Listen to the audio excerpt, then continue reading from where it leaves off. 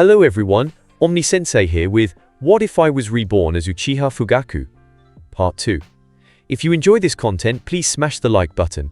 If you haven't already, please subscribe to the channel. Don't forget to check out the original story linked in the description. I hope you enjoy listening to it. A tall man strode into the underground black market. He wore the signature black cloak, marked with red clouds, and a forehead protector from Takigakure, with a horizontal slash across it. His face was covered with a black cloth mask. His eyes were an eerie shade of green, glowing like twin ghostly flames, unsettling enough to send chills down anyone's spine.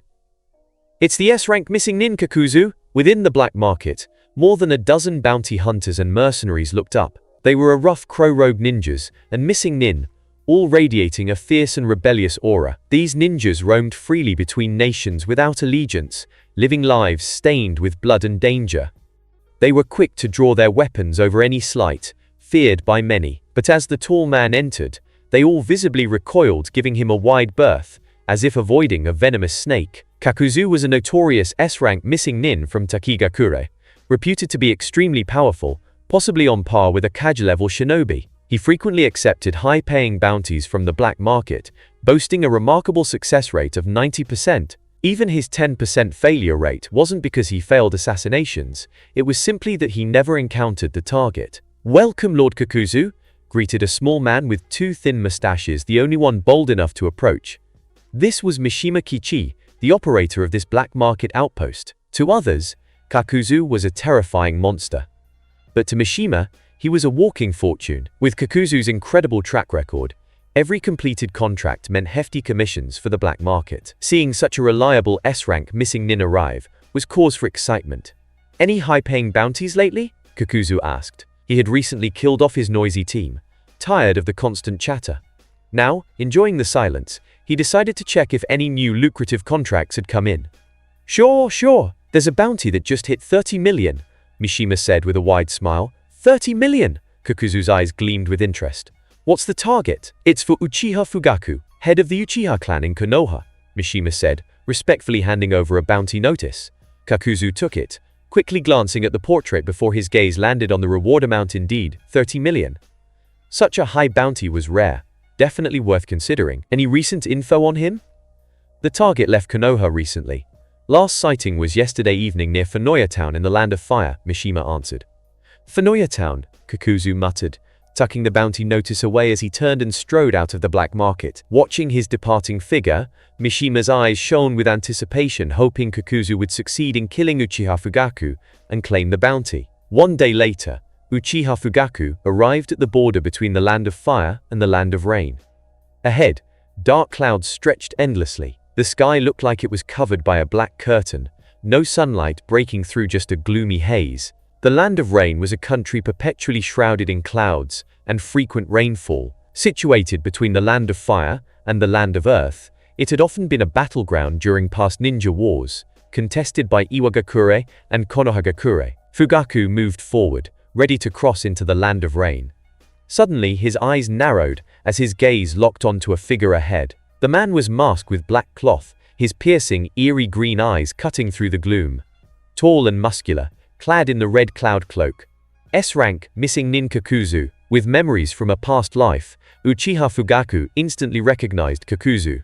The cloak confirmed Kakuzu's current allegiance to the Akatsuki organization. What surprised him was how soon he had encountered this Akatsuki member. He had expected to meet Kakuzu years later, when the Akatsuki began collecting tailed beasts. "You actually recognize me," Kakuzu said with mild interest after hearing his name. "There are few S-rank missing nin in the ninja world, how could I not?" Fugaku replied calmly. "You're not afraid of me?" Kakuzu asked, genuinely surprised. Kakuzu was infamous as an S-rank missing nin, used to people either fleeing in terror or trembling upon hearing his name. Even elite Joninin ran from him without hesitation. Since becoming S-rank, few had stood their ground without fear. "Why should I be?" Fugaku's voice remained steady. "Interesting," Kakuzu muttered. The calmness wasn't a bluff, there was confidence behind it. Kakuzu had faced many confident opponents before. Aside from one person, they all ended up in the black market, their lives traded for bounties. Kakuzu pulled out the bounty notice he had studied several times, comparing Fugaku's face to the photo, then asked, "So you are Uchiha Fugaku? Seems like you're after my bounty," Fugaku said knowingly. He understood why Kakuzu had found him, but how? He had been careful to conceal his movements, so his location shouldn't have been exposed. "So you didn't mistake me," Kakuzu said, his gaze turning predatory. A terrifying aura burst from him like a boulder rolling down a mountain, forceful and overwhelming. A few hundred meters away, on a tree branch, a masked man with orange hair surveyed the scene. He was a root operative codenamed Wind, named Yamanaka Kaze, a member of the Yamanaka clan. Like the Aburame clan, the Yamanaka had close ties with Danzo Shimura, which is why Kasukaze was part of Root. How did Uchiha Fugaku end up face-to-face with S-rank missing Nin Kakuzu? Kaze wondered. He knew Kakuzu's reputation well. What puzzled him was how Kakuzu could know Fugaku's whereabouts when Fugaku had been careful to hide them. Could it be? A thought crossed his mind. He regularly reported Fugaku's movements to Root. Kakuzu's knowledge likely came from leaks outside the organization. Danzo wants Kakuzu to kill Uchiha Fugaku. Though surprised by the conclusion, Kakuzu remained detached. Root members only execute orders, they don't let emotions interfere. "Your head is mine!" A terrifying aura surged from Kakuzu as he suddenly raised his hand like a cannon aimed straight at Fugaku Uchiha. In the next moment, an astonishing attack unfolded. His arm shot forward like a blazing projectile, striking toward Fugaku, who was dozens of meters away. Between Kakuzu's hand and arm, numerous black, eerie tentacles writhed and connected them. Poofed! The ground was violently pierced as Kakuzu's hand deeply stabbed into the spot where Fugaku had stood. But Fugaku had already dodged before Kakuzu's hand could reach him. Earth Grudge Fear! Fugaku appeared over 10 meters away, eyes fixed on the tentacle-linked hand. Earth Grudge Fear is a forbidden jutsu that causes black tentacles to emerge from the user's body, enabling many unnatural feats like detaching a hand and connecting it solely by tendrils. Whoosh! Kakuzu quickly retracted his extended hand, his gaze locking onto Fugaku. This sudden assault had caught a good deal of prey off guard, impaling them before they could react. Yet Fugaku dodged with ease, proving he was no weak opponent. This was unsurprising, though the Uchiha clan had declined. They were once home to warriors like Madara Uchiha, who could rival the first Hokage. As clan leader, Fugaku's strength was naturally formidable. Whoosh! With a powerful push off the ground, Kakuzu's large, muscular frame surged forward at high speed. As he ran, his hands quickly formed seals. Earth Release, Earth Spear. His hands darkened as if soaked in black ink. This jutsu strengthens the skin with hardened earth, making it steel-like. It greatly enhances defense and grants strong offensive power, a balanced, formidable technique. Sharingan Genjutsu. Recognizing the danger, Fugaku refused to face the assault head-on. His eyes morphed into the iconic three-tomo Sharingan, spinning rapidly. Without needing hand seals, he cast a Sharingan Genjutsu, powerful enough to trap even an Anbu-level shinobi, like Kakuzu, in its illusion. Still, Kakuzu was a veteran at the Anbu level, and if given time, his strong will might break the Genjutsu's grip. No Genjutsu, not even a Sharingan one, was truly unbeatable. But Kakuzu had no intention of giving himself that time. Fire Release. Great Dragon Fire Technique. With swift hand seals, a massive dragon formed from blazing flames, radiating intense heat, surged toward Kakuzu. The scorched earth beneath it was blackened and cracked. Boom! The roaring fire dragon swallowed Kakuzu's illusion-trapped form, engulfing him as it spread forward. Several dozen meters away, the dragon dissipated from exhaustion, revealing Kakuzu inside. His specially treated fire-resistant cloak was tattered, but no burns marked his skin. The Earth Release. Earth Spear's toughened defense had shielded him from the dragon's full force. Impressive power! Breaking free from the Genjutsu, Kakuzu examined his singed body with interest. So this was the famed Sharingan Genjutsu of the ninja world. Even an Anbu-level shinobi like him was caught by it, and the follow-up fire jutsu was no less powerful. The same technique, wielded by different users, often varied greatly in strength. He'd seen this fire style before, but never with such ferocity as from Fugaku Uchiha. Still, this alone can't hurt me. Hardened by Earth Release, his body felt like steel armor. Every step cracked the earth beneath him as he charged fiercely toward Fugaku. Such strong defense! Fugaku furrowed his brows at Kakuzu's relentless advance. To withstand such an assault without injury proved Kakuzu's mastery of the Earth Spear Jutsu was profound. After all, Kakuzu had lived since the era of the first Hokage, decades of honing and understanding countless techniques, had clearly brought him to an extraordinary level. His hands quickly wove more complex seals. In an instant, after images blurred as his hands moved rapidly. Fire release, great fire annihilation. Whoosh, gathering chakra in his throat, Fugaku expelled a colossal fireball, resembling a blazing meteor. Its searing heat could instantly vaporize any moisture in a human body. The earth scorched black, trees caught fire, and even the air seemed ablaze. Great Fire Annihilation was one of the Uchiha clan's most devastating fire techniques, far stronger than the Great Dragon Fire. Ah! Kakuzu was swallowed by the enormous fireball, screaming in agony as flames exploded outward, then fell eerily silent. Even with his reinforced defense, the devastating fire jutsu had severely injured him. Suddenly, from the scorched earth near Fugaku, a figure burst forth, his hand shaped like a sharp spear aimed directly at Fugaku. It was Kakuzu. Though confident in his earth spear defense, Kakuzu knew better than to take Great Fire Annihilation head-on. Before the blazing meteor hit, he'd summoned a shadow clone in his place, and burrowed underground with his real body, closing in on Fugaku from below. Fourth, Kakuzu's spear-like black hand pierced through Fugaku's body. Blood poured from the wound, and a savage smile crept across Kakuzu's face. This prey was stronger than those before, but still, he had succeeded. 30 million Ryo in the bank, but the triumphant smile quickly twisted into shock. The figure he'd pierced vanished in a puff of white smoke. He was certain the pierced target wasn't a shadow clone.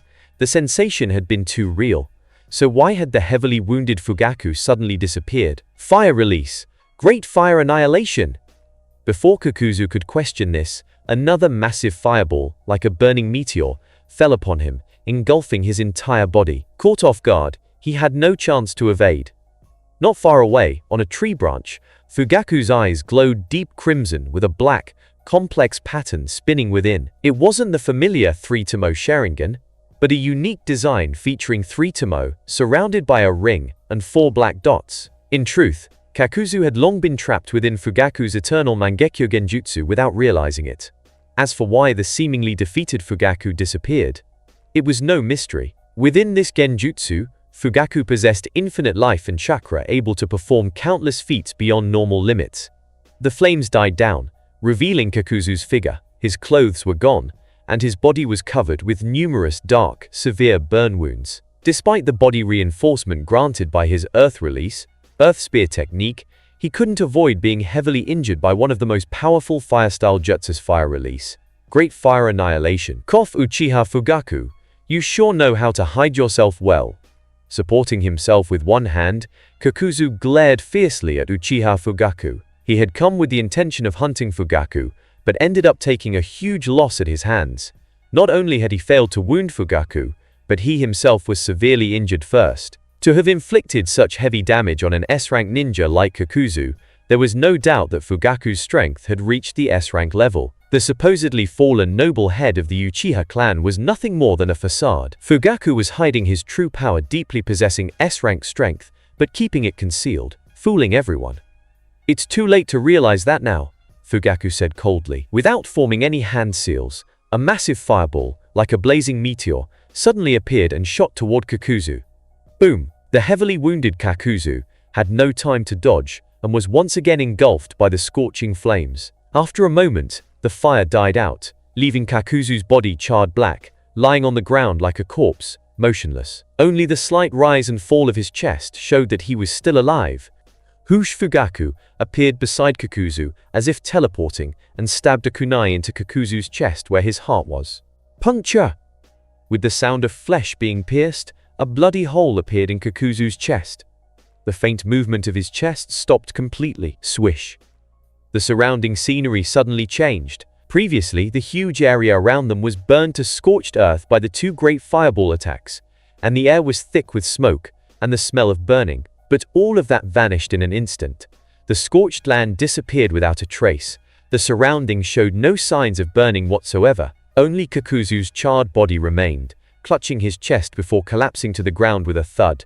What happened? The two just met and haven't even started fighting. How did Kakuzu get so badly injured? Hundreds of meters away in the mountains, Korinzi stared in shock at Kakuzu, who suddenly collapsed injured.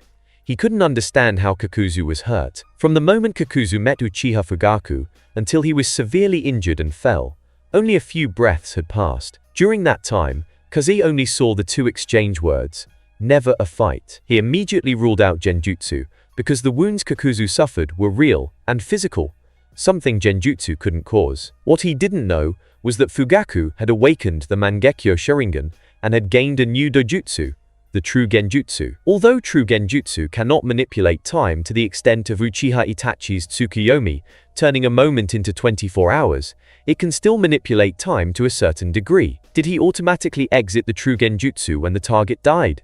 Fugaku pondered as he watched Kakuzu's body fall. With Kakuzu's death, the true genjutsu targeting him was lifted. All traces of destruction caused by the genjutsu vanished, except for the actual injuries Kakuzu sustained. But others don't understand the characteristics of Earth Grudge Fear. How could I not? His eyes held a mocking glare as he stared at Kakuzu's corpse. Kakuzu was indeed killed, but only once. Thanks to Earth Grudge Fear, Kakuzu has 5 hearts and theoretically 5 lives. To truly kill him, he must be killed 4 more times. Fire release. Great fire annihilation. Fugaku quickly formed hand seals, summoning a meteor-like massive fireball that hurtled toward Kakuzu's fallen body. Water release. Water screen formation. Just as the huge fireball was about to strike, Kakuzu suddenly flipped over from the ground, crouched low, and formed hand seals with both hands. A rushing flood appeared, surging forward like a water curtain to block the incoming fireball. Hiss! The two collided, producing a sharp, piercing sound. The meteor-like fireball was extinguished, and the rushing flood was partially evaporated. "How did you know I'm not dead?" Kakuzu looked at Fugaku with a deep voice. Thanks to Earth Grudge Fear, he had 5 hearts and 5 lives. Many tricky opponents fell into the trap of assuming he was dead after killing him, only to be ambushed and counter-killed. But Fugaku was different. He saw through it, and didn't fall for the deception. "Unfortunately for you, I know quite a bit about Earth Grudge Fear," Fugaku said coldly. If he had succeeded in ambushing and destroying one of Kakuzu's hearts, the fight ahead would have been much easier. But Kakuzu was very alert and abandoned the act of playing dead as soon as he sensed something was wrong, thwarting the surprise attack. No wonder, Kakuzu's hoarse voice was filled with realization. Fugaku knew about Earth Grudge Fear's quirks. No wonder he couldn't fool him. Why Fugaku knew such a rare forbidden jutsu was likely because someone in his clan had once dealt with it and recorded relevant knowledge. Earth Grudge Fear was not Kakuzu's original creation. Others had used it before him. It's a pity. An S-rank bounty only nets 30 million. Regret tinged his thoughts. Now that he had tried to assassinate Fugaku, even if he gave up, Fugaku would never let it go. From a distance, neither would back down. So the only option left was to kill Fugaku. With a sudden swing of his Akatsuki cloak, Kakuzu revealed his muscular torso beneath a patched black vest. Snap, snap, snap! 4 eerie masks embedded in his back detached with the sound of snapping ropes. It was as if 4 monsters were crawling out of his body. Ultimately, one mask was broken and collapsed lifelessly to the ground. But the other 3 emitted terrifying auras. Each one's power level exceeded that of an elite Jonin. Their aura is even stronger than elite Jonin. Sensing the overwhelming presence radiating from the 3 masked monsters, Fugaku Uchiha's expression grew serious. One Kakuzu was already tough enough, but with 3 more creatures each possessing at least elite cage-level strength, the battle would become even more challenging. Water release. Water Dragon Bullet. Kakuzu's body emanated a fierce killing intent as he quickly formed hand seals and launched an attack at Fugaku. From his mouth, a massive water dragon roared fiercely, snapping its jaws as it lunged toward Fugaku. Whoosh! Fugaku swiftly dodged, leaping away to avoid the snapping water dragon. The water dragon crashed into the ground, creating a huge crater on impact. At that moment, one of the masked monsters appeared above Fugaku's head. Lightning release. False darkness. The flying masked creature opened its mouth, releasing a spear-like bolt of lightning that extended rapidly toward Fugaku. Crack, crack, crack. A thick cluster of trees was sliced through by the lightning spear, as if cut by a razor-sharp blade. The cuts were clean and smooth, but the edges were unnaturally charred and blackened. Fugaku quickly dodged again, narrowly avoiding the razor-sharp lightning spear. Before he could catch his breath, another masked monster appeared at a diagonal angle above him. Wind release. Crushing gale. From the monster's mouth, a swirling ball-shaped tempest rapidly expanded, crashing toward Fugaku. The gale covered a vast area with tremendous force. Trees, earth, rocks, everything was shredded and blown away. With an attack of such scale, even Fugaku's speed couldn't evade it. Fire release, great flame blaze. Refusing to dodge, Fugaku formed hand seals. A massive wave of flames erupted from him like a roaring sea, surging forward to counter the incoming gale. Boom! The crushing gale was stopped just short of Fugaku by the raging fire. But the danger wasn't over yet. As Fugaku paused to defend against the wind attack, another masked monster appeared behind him, mouth wide open. Fire release, head engraving. Similar to the earlier fire jutsu he had used, a torrent of fiery waves poured from the sky, relentlessly attacking him. With no way to dodge or counter, Fugaku found himself in a perilous position. Even if you've reached Jonin level, today you'll die here. From the viewpoint of the masked monsters, Kakuzu could clearly see Fugaku. His green eyes were cold and eerie, and a cruel smile curled at the corners of his mouth. Whoosh flames engulfed Fugaku, just like they had Kakuzu before. The fire wrapped around him in an all-consuming blaze. Moments later, the flames died down. The entire area burned by the fire was reduced to ash and charred earth. Since this was not an illusion, the destruction was evident and real.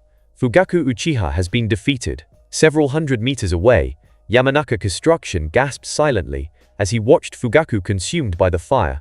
The reversal had come so suddenly. Kakuzu, once badly wounded, had suddenly recovered.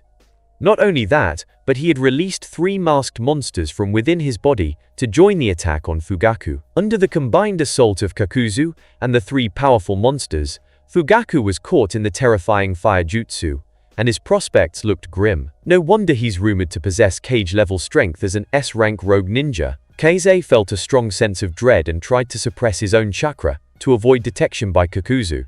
Fugaku was no match for Kakuzu, and neither was he. If Kakuzu noticed him, his fate would be sealed. No, wait, what's that? Suddenly, Keize's eyes widened in shock as he stared in disbelief at the spot where the flames had vanished. There, a massive figure had appeared. Composed of countless black bones, it stood 7 or 8 meters tall, like the upper half of a towering monster, over 10 meters high. Within the massive skeletal frame, a faint silhouette was visible: Fugaku Uchiha himself. Fugaku hadn't died. Instead, he had survived by using some kind of jutsu to block Kakuzu's fire attack.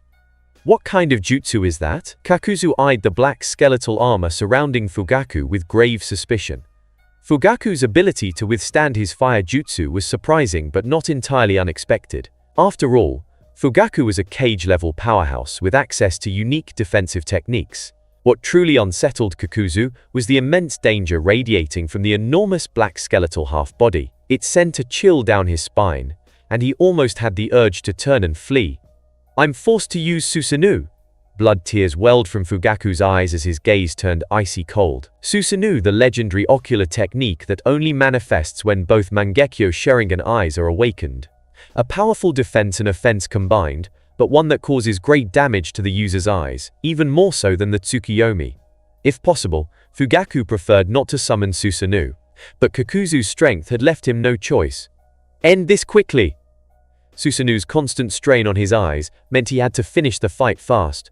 He turned his gaze behind him to the masked monster that had just launched the fire jutsu. Whoosh! Susanoo's enormous hand shot upward, aiming to grab the flying masked monster. Sensing Fugaku's move, Kakuzu quickly commanded the monsters to evade. Still, Susanoo's speed was overwhelming. Before the masked monster could dodge, Susanoo's iron-like hand snatched it firmly. The monster struggled but was locked tight in Susanoo's grip, completely immobilized. Fire release, head engraving. Kakuzu reacted instantly, forcing the captured masked monster to unleash a fire jutsu, attempting to burn Susanoo's hand. Unfortunately, Susanoo's hand remained unscathed despite the powerful flames. Susanoo's strength balanced defense and defense perfectly, its durability, far beyond ordinary jutsu. Crack! Susanoo tightened its grip, crushing the masked monster's body as if it were made of paper. Plop! The monster's struggles ceased violently as its black tendril-like body dissolved into liquid. Only the shattered mask fell to the ground. "You deserve to die!" Seeing the mask monster killed, Kakuzu's face darkened. Each mask monster represented a life. With the death of this one, he lost another life. Wind release, pressuring gale. Under his control, the mask monster in front opened its mouth, unleashing a swirling sphere of raging wind. It was like a ball made of countless high-speed rotating blades, hurtling toward Uchiha Fugaku. Do you really think such a jutsu can break through Susanu's defense? Enveloped within the black Susanu, an eerie cold aura radiated from Fugaku. As the spinning wind sphere approached, Susanu's massive, millstone-like hand shot out and caught it effortlessly. Cling, cling, cling! The wind sphere spun rapidly in his hand, attempting to slice through the giant limb. But Susanu's hand, though not metal, was several times harder than steel. Despite the cutting, the hand remained unscathed. Only crisp sounds of impact echoed. With a slight squeeze, Susanu's hand crushed the wind sphere completely, scattering it into nothingness. Its other hand immediately shot out, aiming to grab the mask monster that cast the wind release. Retreat! Already on alert, Kakuzu forced the masked monster to pull back quickly, moving beyond Susanu's reach. His remaining hearts were few. He couldn't afford to let Fugaku keep destroying him like this. If this continued, his fate would be grim today. Think you can escape that easily? Fugaku let out a cold laugh. Susanu's attacks weren't so simple to evade. The giant hand, which had already extended to its limit, suddenly stretched even further forward over 10 meters, seizing the fleeing wind-release mask monster in one grasp. Susanu was formed from solidified chakra. By increasing chakra flow, its limbs could extend beyond their original range. Not only that, it could even repair its damaged body. Crack! With a forceful squeeze, the mask monster was crushed to death. Now only one mask monster remained. Damn it! With another loss, Kakuzu's expression grew extremely grim, his fear deepening. Fugaku's strength was far beyond what he expected. Not only had he reached Kage-level power, but he had surpassed the typical standard for such a rank. Even among the strongest foes Kakuzu had faced, Fugaku would rank third. Though only third, that still testified to how terrifying Fugaku's power was. To put it in perspective, the two ahead were Hashirama Senju, known as the god of shinobi, and the leader of Akatsuki, who possessed the legendary Rinnegan. Whoosh! At Kakuzu's command, the last lightning mask monster quickly flew back, merging into his body. It transformed into a skull appearing on his left shoulder. Water release, water formation pillar. Lightning release, false darkness. Kakuzu's real body unleashed a water release technique, forming a powerful water pillar with a strong impact force. The remaining lightning mask monster infused lightning into the water pillar, making it flash with electric sparks as it charged at Fugaku. A combined ninjutsu. Two elemental jutsus merged, their power more than doubled, far stronger than a single element alone. It was Kakuzu's trump card, an interesting jutsu. But you really think you can counter Susanu with that? Futile. Fugaku's face was cold. Susanu's giant hand extended like a massive millstone, smashing down against the electrified water pillar. Pfft! The lightning water pillar shattered instantly, while Susanu's hand remained perfectly intact. Just as Fugaku said, a mere combined jutsu couldn't break Susanu's defense. Only a Kekkei Genkai level jutsu might stand a chance. Still no good? Kakuzu's face darkened as he watched his combined attack get effortlessly destroyed. An intense fear crept into his eyes. Even his strongest jutsu couldn't harm this black skeletal monster, let alone Fugaku, protected within it. This was no longer prey he could hunt. Retreat filled his heart. Water release, water formation pillar, lightning release, false darkness. He launched the combined ninjutsu again toward Fugaku, but swiftly turned and fled. Trying to run? Fugaku sneered. One of Susanu's giant hands smashed the incoming water pillar to bits, while the other stretched forward, slamming toward the fleeing Kakuzu. No good! A roaring sound came from behind, as Kakuzu suddenly stopped in his tracks and hurriedly backed up. At that moment, Susanu's giant hand slammed down exactly where Kakuzu had stood. Boom! A massive palm imprint cracked the ground, radiating fissures from its center. If Kakuzu hadn't stopped and dodged backward, he would have been smashed into a bloody pulp. But the danger was far from over. The hand that crushed the lightning water pillar extended again, slamming down where Kakuzu now stood. Boom! Another huge palm imprint cracked the earth. He narrowly dodged once again, but the shockwave's powerful gust nearly knocked him off balance. As a Kage-level shinobi, Kakuzu had excellent body control, quickly regaining his footing. Yet even in that brief moment, Susanu's first hand swung toward him once more. Boom! Pushing off with his feet, Kakuzu leapt into the air, narrowly avoiding the sweeping blow. But inside, a deep unease grew. Suspended mid-air, with nothing to brace against, he was in a precarious position. Just as he jumped, the other giant hand lunged upward, aiming to grab him. He knew jumping was risky, but it was the only way to dodge the sweeping hand.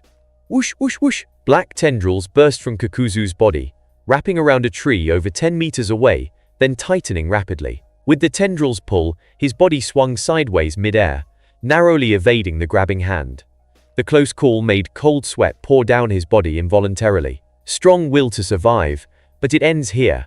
Fugaku's eyes were icy, the Mangekyo Sharingan spinning furiously as he increased chakra flow into Susanoo. Boom! From Susanoo's shoulder, a third massive black hand sprouted and shot toward Kakuzu in the tree. Caught off guard by the sudden new hand, Kakuzu couldn't dodge in time. Crack! The hand grabbed both Kakuzu and the tree, crushing the wood while tightly restraining him. Ugh! Under the crushing grip of the colossal hand formed by Susanoo, more than half of Kakuzu's bones shattered. Even as a battle-hardened shinobi with Kage-level strength and immense pain tolerance, Kakuzu couldn't help but let out a grunt of agony. The Mangekyo Sharingan! You've awakened the Mangekyo Sharingan! His face contorted in pain, Kakuzu stared in shock at Uchiha Fugaku within the Susanoo, his eyes locked on the strange, ominous patterns swirling in Fugaku's gaze. Having lived through the era of Hashirama Senju and Madara Uchiha, Kakuzu naturally knew that among the Uchiha clan, beyond the ordinary Sharingan existed an advanced form, the legendary Mangekyo Sharingan. With those eyes, Madara once wielded strength nearly on par with Hashirama himself, making him one of the most feared shinobi of his time. Had Kakuzu known that Uchiha Fugaku had awakened the Mangekyo Sharingan, he would never have chosen him as a target. Having survived that era, Kakuzu understood better than most just how terrifying those eyes could be. But now, it was too late for regret. Impressive knowledge but no reward. No forbidden jutsu, no Kekkei Genkai, you're not even worth leaving a complete corpse.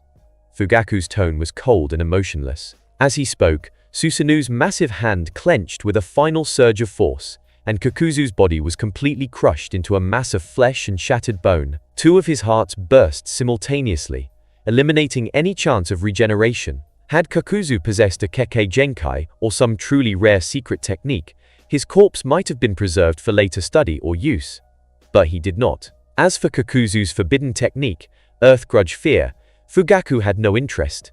He had no desire to turn his own body into a grotesque patchwork monstrosity like Kakuzu had. He's dead?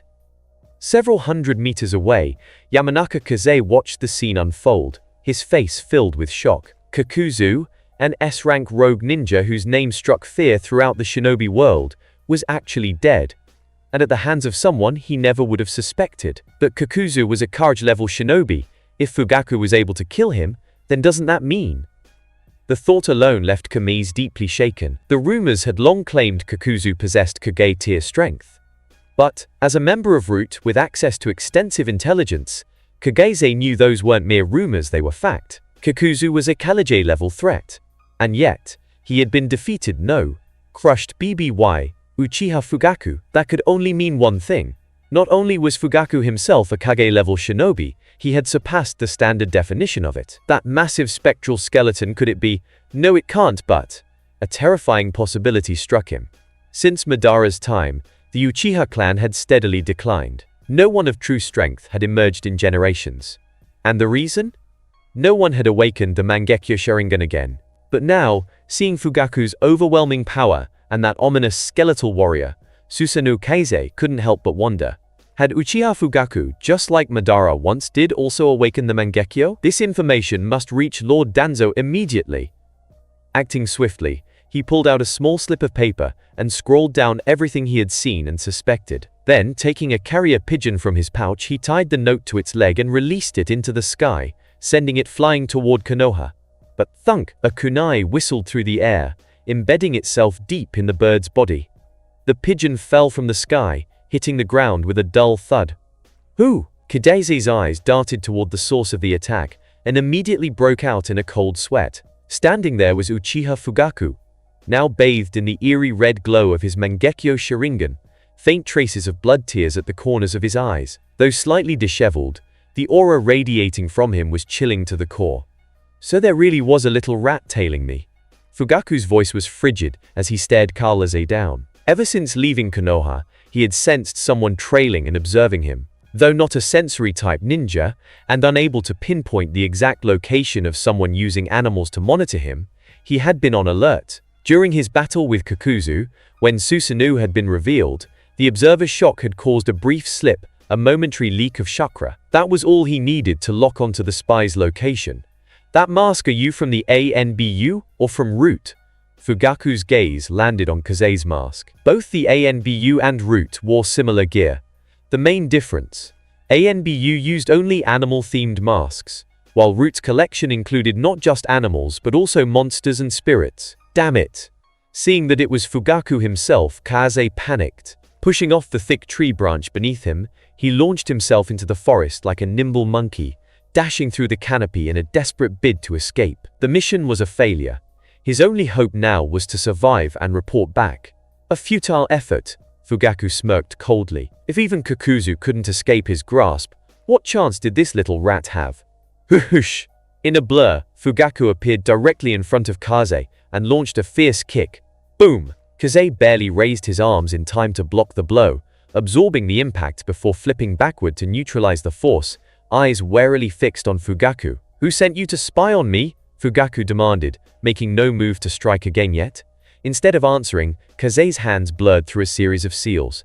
Mind clone jutsu. Knowing what he had just witnessed, Kazei was certain Fugaku would never let him leave alive. His only option was to gamble on Fugaku's unfamiliarity with his clan's techniques, to take control of his body, even if only for a moment. Whoosh! A surge of spiritual energy shot from Kazei toward Fugaku, aiming to wrest control of his body away. But HMPH. With a low snort, Fugaku's immense spiritual strength, amplified by his Mangekyo Sharingan, crashed into Kazei's invading chakra. The spiritual intrusion was instantly repelled and expelled from Fugaku's body. Arg! Kazei screamed in agony. Blood gushed from his eyes, ears and nose as he staggered violently. The technique had backfired, and the damage was severe. Mind clone jutsu. You're from the Yamanaka clan. Fugaku eyed him with sudden interest. The Yamanaka clan, part of the famous Inoshika-cho trio, was well known in Konoha for its secret techniques. They possessed unique physiology and formidable sensory abilities. Fugaku was intrigued. Compared to Kakuzu, this Yamanaka might actually be a more suitable candidate for corpse refinement. So they used Kakuzu to eliminate me. Quite the clever tactic. Uchiha Fugaku's eyes gleamed with scorn. The only way Kakuzu could have known his location was if someone had reported it. Someone working under a higher authority. That superior had deliberately leaked his whereabouts to the underground bounty market, which is what brought Kakuzu after him. The only question was whether that superior was the third Hokage or Danzo Shimura. Not that it really mattered. Whether it was the third Hokage or Danzo, both sought to suppress and ultimately destroy the Uchiha clan. They were both enemies, so the specifics were irrelevant. Yamanaka Kajase didn't respond. Fighting off the pounding agony in his skull, he forced his battered body to move. He had to escape. If he fell into Fugaku's hands, death was a certainty. Still trying to run? Before Yamanaka Kazei could take more than a step, Fugaku moved instantaneously, appearing beside him in a flicker of speed. A kunai flashed in his hand, aimed at Kazei's throat. Simply witnessing Fugaku's Mangekyo Sharingan had already sealed his fate. But Fugaku also found his sensory abilities particularly intriguing. No matter how you looked at it, Yamanaka Kazei could not be allowed to live. Squelch Kazei tried to dodge, but in his current state, evading an attack from someone like Fugaku was impossible. The kunai swept across his throat, slicing it cleanly. Gurgle blood spurted from the open wound. Kazei clutched his throat, his eyes filled with pain and unwillingness, before collapsing lifelessly to the ground. Avoiding the spray of blood, Fugaku calmly wiped the blade clean and returned the kunai to his gear pouch. He crouched beside the body and removed the man's mask, revealing a face he recognized. A familiar one, huh? Fugaku frowned slightly. This man had accompanied Danzo to the 5 Kaji summit, one of the elite guards at his side. Anyone trusted with guarding Danzo personally would have to be a high-level jonin at the very least. Unfortunately for him, he'd crossed paths with Fugaku. The forbidden technique he tried had backfired, and it took barely any effort for Fugaku to kill him. Time to test the results of this corpse refinement technique. He glanced around to ensure no one was watching before activating his Mangekyo Sharingan. Because of his former self's foolish pride in the Uchiha bloodline, he had never used this technique before. This would be his first time employing corpse refinement. The Mangekyo in his left eye began to spin rapidly. A bizarre black vortex formed in the air before him. He lifted Yamanaka Kadzi's corpse and tossed it into the swirling darkness. The body vanished, along with the vortex. Fugaku's perception shifted. He sensed a confined space several meters wide, filled with a viscous black liquid. Keize's corpse floated within it. The liquid had a terrifying corrosive effect. Within moments, the body began to dissolve. As this happened, a strange biological substance began to flow from Fugaku's left eye into his brain, similar to cells, yet something more. It carried a distinct bloodline trait. The moment it touched his brain, he felt a drastic shift, as though undergoing a metamorphosis. His head grew hot, feverish even. Sweat beaded down his face. Time passed. It was impossible to tell how long. Eventually, Yamanaka Kenzi's body completely dissolved, even the bones were gone. The biological substance was fully absorbed, and the burning sensation faded. His body returned to normal. Whoosh! The black vortex reappeared and spat out Keize's clothes and belongings. My senses are sharper. Fugaku took a moment to assess his condition, and immediately noticed a heightened sensory acuity. Normal shinobi could sense things like killing intent, chakra fluctuations, and presence, but only vaguely. If someone actively suppressed their presence, most wouldn't notice. Sensory-type shinobi, on the other hand, had precise, refined perception, often specializing in detecting specific traits like chakra or emotional intent. Even as a Kage-level ninja, Fugaku's sensory skills had never matched those of dedicated sensory types. But now, his ability to perceive chakra had increased several kekifold. Clearly, by refining Keize's corpse, he had assimilated the Yamanaka clan's inherent sensory capabilities. If I can get hold of their secret techniques, I should be able to use them too, he thought silently. Normally, secret techniques could only be used by those with the proper bloodline or physiology. Without it, even possessing the scrolls was useless. But now, Fugaku felt no difference between himself and a Yamanaka. If he obtained their techniques, he could wield them as his own. If the opportunity arises, I'll have to acquire the Yamanaka clan's techniques. He didn't turn his nose up at secret techniques, especially not useful ones like the Yamanaka's. For most, acquiring another clan's secrets was a monumental task. But not for him. With his Mangekyo Sharingan, he could copy any jutsu he witnessed. There was no need to find scrolls. All he had to do was observe a Yamanaka using their technique and it would become his. Fire style, Great Fireball Jutsu. A fireball roared to life, incinerating Keize's clothing and belongings in an instant. Leaving them behind wasn't an option. Then he turned to Kakuzu's mangled corpse. I can't leave any remains behind. He knew of Orochimaru and Kabuto's forbidden technique Edo Tensei, the reanimation jutsu. With it, corpses could be reanimated and controlled. Those revived were nearly unkillable unless sealed. Kakuzu had been a powerful shinobi. Fugaku couldn't risk someone reviving him. It could expose his Mangekyo Sharingan too early or worse, empower his enemies. Fire style, Majestic Destroyer Flame. He formed hand seals. A massive fireball, like a falling meteor, descended on Kakuzu's corpse. Flames erupted across a wide area. When the blaze died down, Kakuzu's body was gone, nothing but ash. This technique's power was immense, strong enough to burn even bone to dust. I was delayed a bit, but the gains were worth it. Looking ahead toward the misty, rain-soaked borders of the land of rain, Uchiha Fugaku retrieved a straw cloak from a ceiling scroll and draped it over himself. Then, he stepped across the border. The Yamanaka's sensory skills were just an appetizer. What he truly desired was white Zetsu perfectly fused with Hashirama's cells. Obtaining and refining white Zetsu's body to gain the power of Hashirama's Senju, that was his true goal. Deep within a shadowy cavern stood a colossal figure. Its massive body resembled a sculpture carved from stone, exuding a rugged, rock-like texture. Its 10 outstretched fingers pointed skyward, each finger large enough for a person to stand on. Whoosh! Whoosh! Whoosh!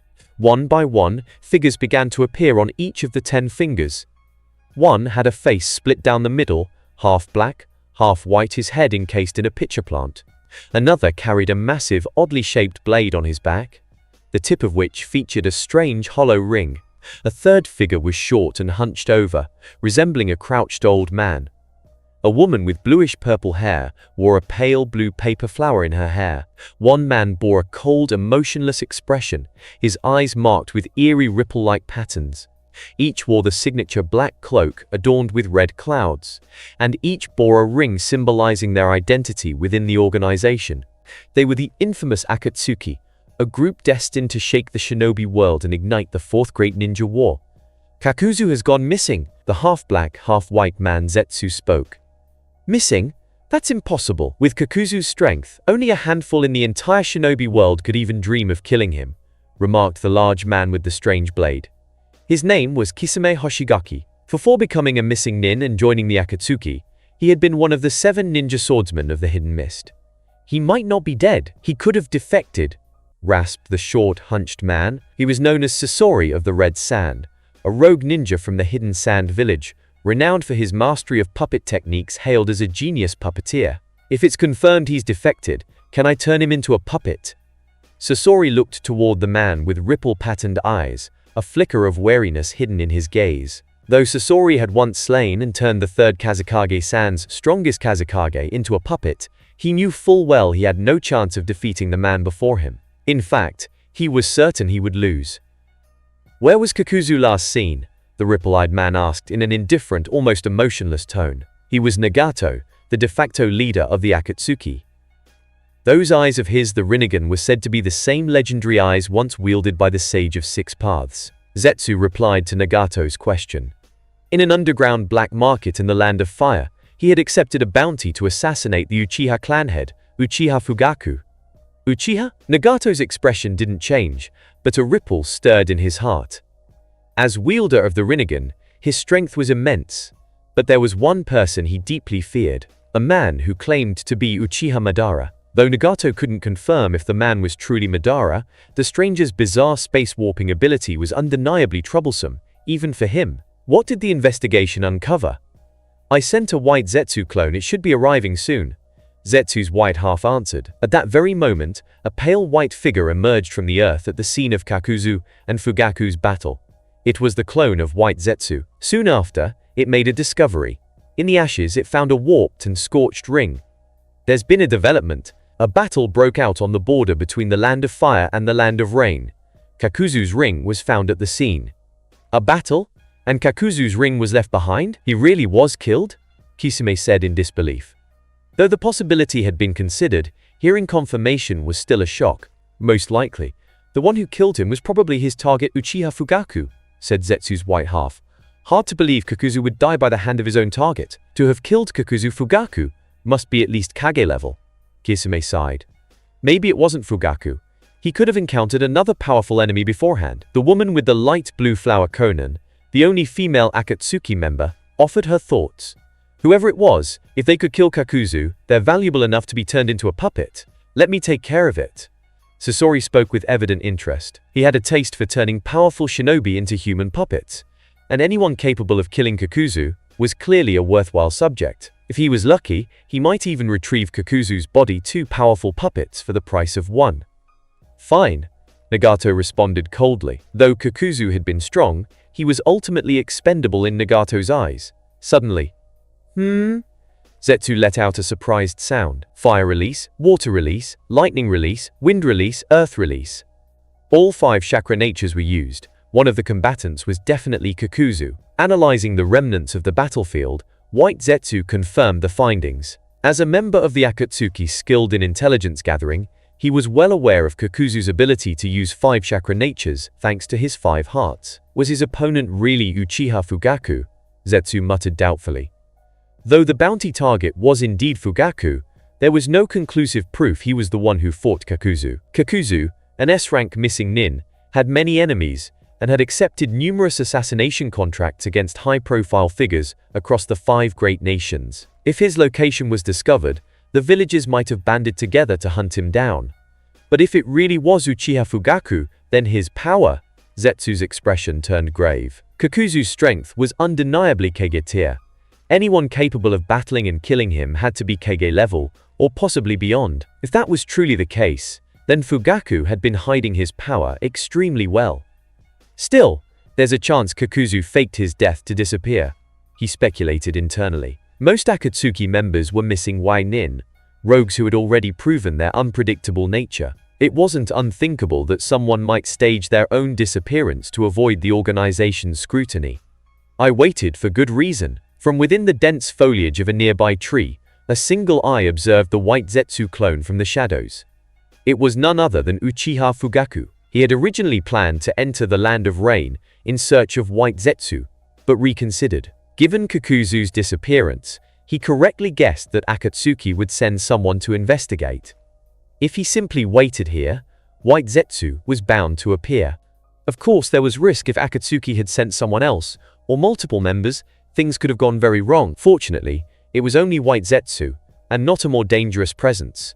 It looks like there's no one else here besides white Zetsu. Wary that other members of the Akatsuki might appear, Uchiha Fugaku didn't act immediately.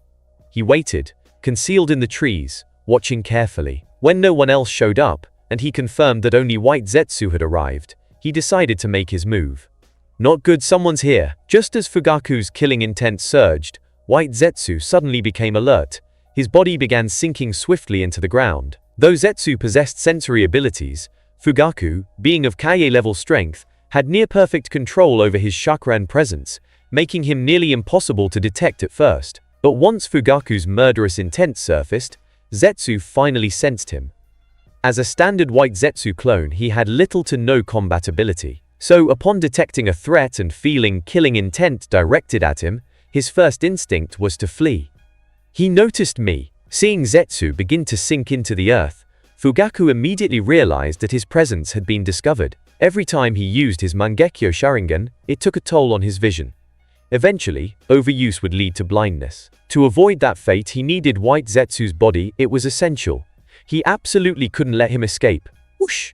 Fugaku leapt from the tree, hurtling straight towards Zetsu. Because the two weren't far apart to begin with, he closed the distance in an instant. Squelch! As he closed in, Fugaku plunged a kunai into Zetsu's chest, the blade sinking deep. Gah!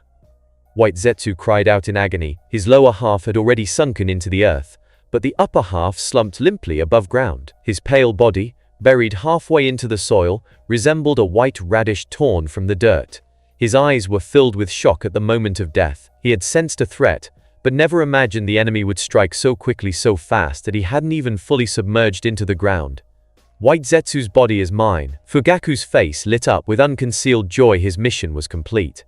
Though the process had been complicated by Kakuzu's ambush, he had finally secured white Zetsu's body. Quickly, he used his kunai to dig out the rest of Zetsu's corpse. At first, he intended to begin refining the body immediately, but reconsidered. Instead, he took out a sealing scroll and sealed white Zetsu's body inside. Now's not the time. I'll deal with this after I'm clear. Technically speaking, the one he had killed was a white Zetsu clone, not the original body. But unlike regular clones, white Zetsu's replicas had physical form, and their bodies didn't vanish after death. Still, there was likely a connection between these clones and the original. Killing this clone probably alerted the real Zetsu. The Akatsuki would surely send someone to investigate soon. It was too dangerous to perform the refinement here. Escaping took priority. Whoosh! Tucking the scroll away, Fugaku launched himself onto a nearby tree and disappeared into the forest. In a shadowy cavern, where a massive creature loomed. What just happened? Nagato turned his gaze toward Zetsu after hearing his sudden cry. The white Zetsu clone I sent to investigate Kakuzu's disappearance was taken out. Zetsu's voice was grave. Did he manage to transmit any intel? Nagato asked. He knew Zetsu had a method of quickly sharing information between clones. That was how he had earlier received the latest intel on Kakuzu. No, he didn't have time. Whoever did this was strong. Zetsu shook his head. His clones were weak, barely genin level in combat ability. The fact that his clone couldn't even relay a message before being killed meant the attacker was no ordinary opponent. It was likely the same person who killed Kakuzu. Konan offered her analysis. How arrogant! After killing Kakuzu-senpai, they dared to linger at the scene. Juzo-biwa growled angrily. I'll go myself. Nagato's voice was cold and emotionless, though there was a hint of restrained fury beneath the surface. He didn't consider Kakuzu's killer a true threat. As a Super Kage level fighter, Only peak Kage level opponents posed any real danger to him, but the audacity to kill Kakuzu and then remain in the area, even taking out a scouting Zetsu, was a direct provocation to the Akatsuki. As the organization's strongest member, he couldn't simply let that go. Nagato, Conan started to object. Others might not know, but she did. Though the Rinnegan granted Nagato immense power, it also came with a terrible cost. Every battle put immense strain on his body, shortening his life. But before she could say more, Nagato cut her off. Say no more. To kill Kakuzu, the enemy must be powerful. I'm the only one who can guarantee his defeat. The moment he finished speaking, his body vanished from atop the giant statue's finger. Seeing Nagato had already left, the other Akatsuki members also disappeared. There was no doubt in their minds. Between the unknown attacker and Nagato, the victor would be Nagato. Whoosh! Dark clouds blanketed the sky as rain began to fall. A figure soared through the air at incredible speed, faster than any bird, a mere black speck from the ground. Even though it was daytime, no one noticed the man flying overhead. This was Nagato, more precisely, the Deva Path, one of his 6 Rinnegan-powered bodies. As the Rinnegan's wielder, Nagato controlled the 6 paths: Deva, Ashura, Animal, Human, Priswata, and Naraka. He had split these 6 powers across 6 individual bodies, each wielding one path. Of them, the Deva Path, this body, was the most powerful. Clearly, in the face of provocation, Nagato was taking things seriously. Not long after, the Deva Path descended from the sky, landing at the site where Kakuzu and Fugaku had fought. He had orange hair, numerous black rods embedded in his body, and cold, emotionless eyes. He examined the area carefully, searching for the person who had killed Kakuzu, but found nothing. After all, Fugaku had no intention of provoking the Akatsuki. His only target had been White Zetsu's body, Shinra Tensei. Failing to find his enemy, and unsure if they were hiding nearby, Nagato opted for brute force. A powerful repulsive force exploded from him in all directions. Trees shattered and flew, rocks shot off like cannonballs. In moments, the forest was flattened, a clearing hundreds of meters wide left in its place. The sheer scale of destruction was staggering. Even Fugaku's Susanoo couldn't compare to the raw force of this jutsu. It seems he's already gone. Nagato snorted coldly. If his attack couldn't flush the enemy out, there was only one explanation: the enemy had already left. You dare provoke the Akatsuki, you'll regret it. Whoosh! With that, he flew toward the land of fire. After attending a meeting with the Akatsuki, the man with the half-black, half-white face Zetsu descended into an underground chamber. There, he met a man wearing a spiral-patterned mask. This man was none other than the one even Nagato feared, Uchiha Madara. But in truth, he was Uchiha Obito, a supposed-to-be dead member of the Uchiha clan, who now lived as a shadow of his former self. One of the Akatsuki members is dead, Kakuzu, said the black half of Zetsu's face. Who killed him?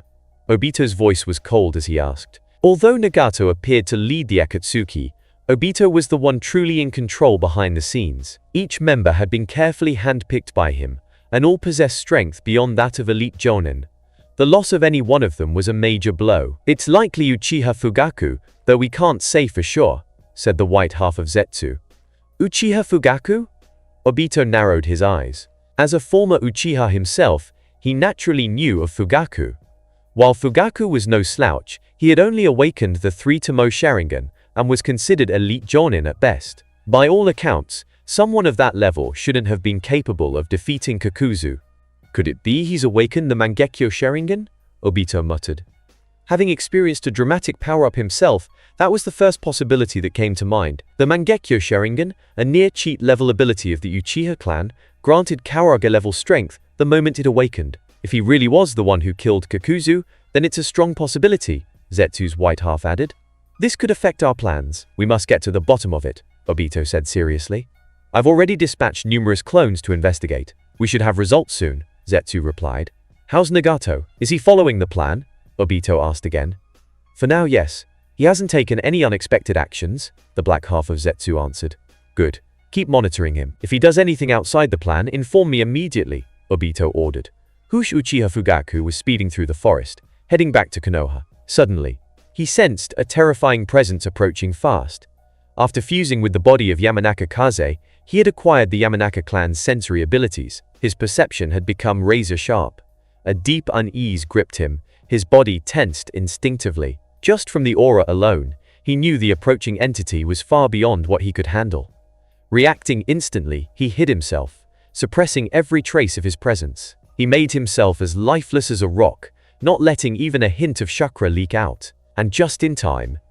In the sky above, a figure clad in a black cloak with red clouds and spiky orange hair flew low overhead. The man was scanning the area, clearly searching for something. Tendo Nagato's strongest path. Fugaku's pupils shrank slightly. Most people wouldn't recognize the figure, but he did. It was the most powerful of Nagato's 6 paths, the Deva path. With his current strength, if he were discovered by the Deva path, he wouldn't stand a chance. He really came out himself. Fugaku was stunned. Killing Kakuzu had actually drawn out the Akatsuki's main force, Nagato himself. That was far beyond what he'd expected. Good thing I got the Yamanaka clan's sensory powers. If he hadn't sensed the danger from afar and hidden himself in time, he would have already been found. He couldn't help but feel relieved. Choosing to fuse with that Yamanaka clan body had proven invaluable. Unlike his past self, who believed the Uchiha bloodline was unquestionably superior, he now saw the strengths in other clans' Kekkei Genkai and special physiques. Yes, the Uchiha's Sharingan was powerful, but so were the abilities of other clans. One should never underestimate the bloodlines of others, simply because of one's own. With the ability to fuse corpses and inherit the powers of various clans, integrating other bloodlines into his own was clearly the optimal strategy. Fugaku remained completely motionless for a full hour before cautiously resuming his journey. To avoid potential ambushes, he didn't take a direct route back to Konoha. Instead, he circled far around, spending several days before finally arriving at the village gates. Captain! The guards at the gate, members of the Konoha police force, stood to attention as they respectfully greeted him. Has anything happened in the village while I was gone? Fugaku asked. Nothing major. Oh, except a few days ago, Root lost a whole team of elite shinobi. The squad leader, Uchiha Nozomu, a jonin from the Uchiha clan, replied with a bit of a smirk. A whole team from Root? Fugaku frowned. He had indeed killed someone from Root, but it was only one person. This didn't match the scale of what was being reported. They were wiped out by a powerful unknown enemy, Nozomu said. The enemy could fly and fought at Kaige level. Of the 6-man squad, only someone exceptionally skilled in stealth escaped. The rest were killed instantly. No resistance at all. There was a hint of schadenfreude in Nozomu's voice. The Uchiha clan's relationship with Danzo Root's leader was notoriously poor. Seeing Root take such a massive loss, that was music to his ears. Kaija level and capable of flight. Fugaku's mind immediately turned to the Deva path of Nagato. It fit the description perfectly. Could it really be? He found it hard to believe it was just a coincidence. The Root operative he'd killed had certainly gone missing. Danzo would have sent more people to investigate. If his guess was right, the search party had crossed paths with Nagato's Deva path. Nagato was actively hunting whoever had killed Kakuzu. Even if he hadn't been, crossing paths with Root operatives would have been enough to provoke a deadly response. After all, it was Danzo along with Hanzo of the Salamander who had once betrayed the Akatsuki, causing them devastating losses and costing Nagato his dearest friend. With that kind of grudge, there was no way Nagato would let Root walk away. In fact, Root might now be mistaken by the Akatsuki as the ones who killed Kakuzu, shouldering the blame in Fugaku's place. Upon entering Konoha, Uchiha Fugaku walked through the bustling streets, surrounded by both ninjas and civilians, all contributing to the village's harmony and prosperity. Yet beneath this facade of peace, shadows of darkness and corruption lurked. Suddenly, a masked Ambu ninja appeared before Fugaku, blocking his path. Clan leader Fugaku, Hokage-sama requests your presence at the Hokage Tower, the Ambu ninja announced. Did Hokage-sama specify the reason? Fugaku inquired, his brow furrowing slightly. No, he did not, the Ambu replied. Very well, I shall go, Fugaku responded, sensing an unusual urgency in the summons. Without further words, Fugaku followed the Ambu ninja to the Hokage Tower. Upon entering the Hokage's office, his unease deepened. Inside, besides the third Hokage, Sarutobi Hiruzen, sat a man with his right eye and hand bandaged, leaning on a cane. This was Danzo Shimura, known as the Darkness of Konoha. Danzo, despite bearing much of the blame for the village's darker deeds, had undoubtedly been involved in many covert operations, earning him his ominous title. Fugaku knew that with Danzo present, the situation was far from favorable. Uchiha Fugaku, You dare to collude with rogue ninjas and murder our villagers. Danzo accused, launching the first strike. He swiftly accused Fugaku of conspiring with outside forces to kill Konoha ninjas, casting a severe accusation upon him. Danzo, you have no evidence. How dare you slander the clan leader? Fugaku retorted, anger rising within him. He had recently heard that Danzo's root faction had lost a team of elite ninjas. To his surprise, Danzo was now attempting to pin the blame on him. Although there was some connection to Fugaku, as Nagato's actions had been triggered by him, Fugaku had no ties to Nagato. In fact, they were adversaries, especially since he had killed Kakuzu, a member of the Akatsuki organization. Fugaku's gaze turned to the third Hokage. Hokage-sama, Danzo has slandered me without evidence. Please uphold justice for me and the Uchiha clan. The third Hokage, with a sincere and impartial demeanor, addressed Danzo. Danzo, do you have any proof? 8 days ago, when Uchiha Fugaku left Konoha, I dispatched an agent to follow him. However, this agent lost contact several days ago. Moreover, the investigation team I sent was attacked by an elite ninja, Danzo explained, his eyes cold as he fixed Fugaku with a piercing stare. Uchiha Fugaku, the individuals tracking and investigating you were attacked and killed. This matter must be related to you, Danzo concluded, his tone accusatory. Fugaku, maintaining his composure, responded. There was no reason for anyone to follow me. This was Danzo's own admission. Hokage-sama, please take action. The third Hokage, appearing to consider the matter carefully, spoke. Danzo, this action was indeed inappropriate. Internally, Fugaku thought, old fox. The third Hokage was feigning ignorance, fully aware of the situation but choosing to act otherwise. Danzo, undeterred, pressed on. The key issue is that the individuals following and investigating Fugaku were killed. This connection is undeniable. Indeed, the unexplained deaths of these individuals warrant serious attention. Fugaku, how do you explain this? The third Hokage inquired, his tone seemingly neutral but subtly leaning towards Danzo's perspective. Fugaku, sensing the bias, replied, I noticed I was being followed shortly after leaving the village. Believing it to be a threat from another village, I used a shadow clone to mislead them. As for what happened afterward, I am unaware. Danzo sneered. That's just your word. Do you have any evidence to support your claim? Fugaku met his gaze coldly.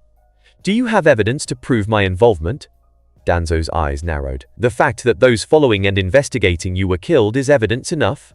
Fugaku remained unshaken. It's merely a coincidence. The third Hokage, after a brief pause, spoke. Danzo, I understand your anger over the loss of your subordinates. However, without concrete evidence linking Fugaku to these events, we cannot proceed with accusations. Danzo fell silent, his face a mask of frustration. Fugaku seized the opportunity. Hokage-sama, I am weary from my journey. If there is nothing further, I shall take my leave. After his departure, Danzo muttered, Hiruzen, this is no mere coincidence. Fugaku is undoubtedly connected to that elite ninja. Hiruzen, lighting his pipe, replied, I know, however, without solid proof, we cannot act against him. Danzo clenched his fist. I will have Root investigate thoroughly. With that, he turned and left, determination in his stride. Fugaku, you're back! Upon returning to the Uchiha compound, Fugaku was greeted at the entrance by Mikoto, dressed in a kimono and wearing a gentle smile. Her black hair was elegantly styled, and despite the traditional attire, her graceful figure was evident. Fugaku nodded. His mood had soured after an unexpected confrontation with Danzo, but seeing Mikoto immediately lifted his spirits. At the entrance, he removed his wooden sandals, and Mikoto stepped forward to assist him, gently taking off his outer cloak that shielded him from the wind and dust. He relished Mikoto's tenderness, allowing her soft hands to touch him. A familiar, delicate fragrance emanated from Mikoto, calming his restless heart. Thud, thud, thud, the sound of footsteps on the wooden floor approached, and a small boy with black hair and eyes, delicate as jade, ran toward them. It was young Sasuke Uchiha. Father, seeing Fugaku, Sasuke joyfully called out. Fugaku smiled and ruffled Sasuke's hair, asking, Have you been slacking off while I was away? In his previous life, most of his attention had been on Itachi, who was considered the pride of the Uchiha clan, leaving little focus on Sasuke. But knowing Sasuke's potential for future growth, he had increased his attention and was consciously nurturing him. No, you can ask mother if you don't believe me, Sasuke replied cheerfully. I can vouch for it. Sasuke has been diligent these past few days. Mikoto said with a gentle smile. That's good. Fugaku nodded, lifting Sasuke into his arms, and together with Mikoto they entered the house. He glanced around and asked in surprise, "Where's Itachi?" "He received a mission a few days ago and left the village," Mikoto replied. "Big brother promised to train with me, but he broke his word again," Sasuke pouted. "He had a mission. It couldn't be helped." Fugaku comforted him. He remained calm outwardly, but his mind raced. A few days ago, coinciding with the annihilation of the Root team, Itachi's mission was likely to investigate the enemy responsible for that incident. Meanwhile, the surveillance task on the Uchiha clan's side should have concluded. Without Itachi's watchful eyes, Fugaku found it more convenient to act, which was beneficial for him.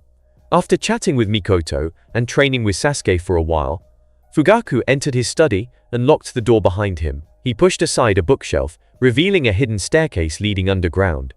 This was the secret room from his previous life, used to store important items. Lighting a lamp, he descended the stairs into a spacious underground chamber. On the right wall stood a bookshelf with a few precious scrolls sparsely placed. On the left wall was a weapon rack holding 3 finely crafted ninja blades. At the innermost part was a large open area paved with sturdy stone slabs, a small training ground. Approaching the training area, Fugaku took out a sealed scroll containing White Zetsu's corpse and unsealed it. Poof, with a puff of smoke, White Zetsu's body appeared, lying flat on the training ground. "Finally, I can address the issue with my eyes." Looking at White Zetsu's body, Fugaku felt a sense of anticipation. After using the Mangekyo Sharingan to fight against Kakuzu and others, his eyes had suffered significant damage, and his vision had sharply declined. He estimated that if he engaged in several more high-intensity battles, he might go blind. Fortunately, White Zetsu's body was now available, and he could soon resolve this hidden danger. Corpse fusion. His eyes transformed into the Mangekyo Sharingan, and the pattern in his left eye began to spin rapidly. As it did, the ocular technique corpse fusion embedded within his left eye activated. A pitch-black, opaque vortex appeared in the air. Fugaku grabbed White Zetsu's body and thrust it into the vortex. The body disappeared, reappearing in a space several meters long and wide, filled with black liquid. As soon as the body was submerged in the black liquid, it began to rapidly dissolve and disappear. A substance resembling cells, yet not quite cells, with bloodline characteristics, was extracted and flowed outward from his left eye. After flowing out, this biological tissue moved toward various parts of his body, interacting with his cells. What he had experienced once before occurred again. A sensation of intense heat spread. But this time, the heat wasn't confined to just his head. It enveloped his entire body. Under this heat, he sweated profusely, quickly soaking his clothes. His cells were undergoing rapid changes, with subtle alterations in their form and structure. After a while, White Zetsu's body had completely dissolved, and the production of biological tissue ceased. The sensation of heat dissipated. He felt that his body was noticeably different from before. His cells seemed more active, and his recovery ability had strengthened. Before he could fully appreciate this change, he noticed a cool sensation, slowly but steadily flowing from various parts of his body toward his eyes. The cool feeling reached his eyes, and under this sensation his eyes felt much more comfortable. It was as if fatigued, bloodshot eyes were suddenly treated with soothing eye drops, a comfort he hadn't felt in a long time. He keenly sensed that the damage to his eyes was slowly being repaired. Normally, even the best medical ninja, Tsunade, would be powerless against such damage, but now it was being restored. Although the process was slow and might take about a month, it was indeed being repaired. Not only can it prevent blindness, but it can also repair existing damage. Fugaku was overjoyed. The benefits gained from fusing White Zetsu's body exceeded expectations. He had initially thought the effect would only prevent further damage to his eyes, avoiding blindness.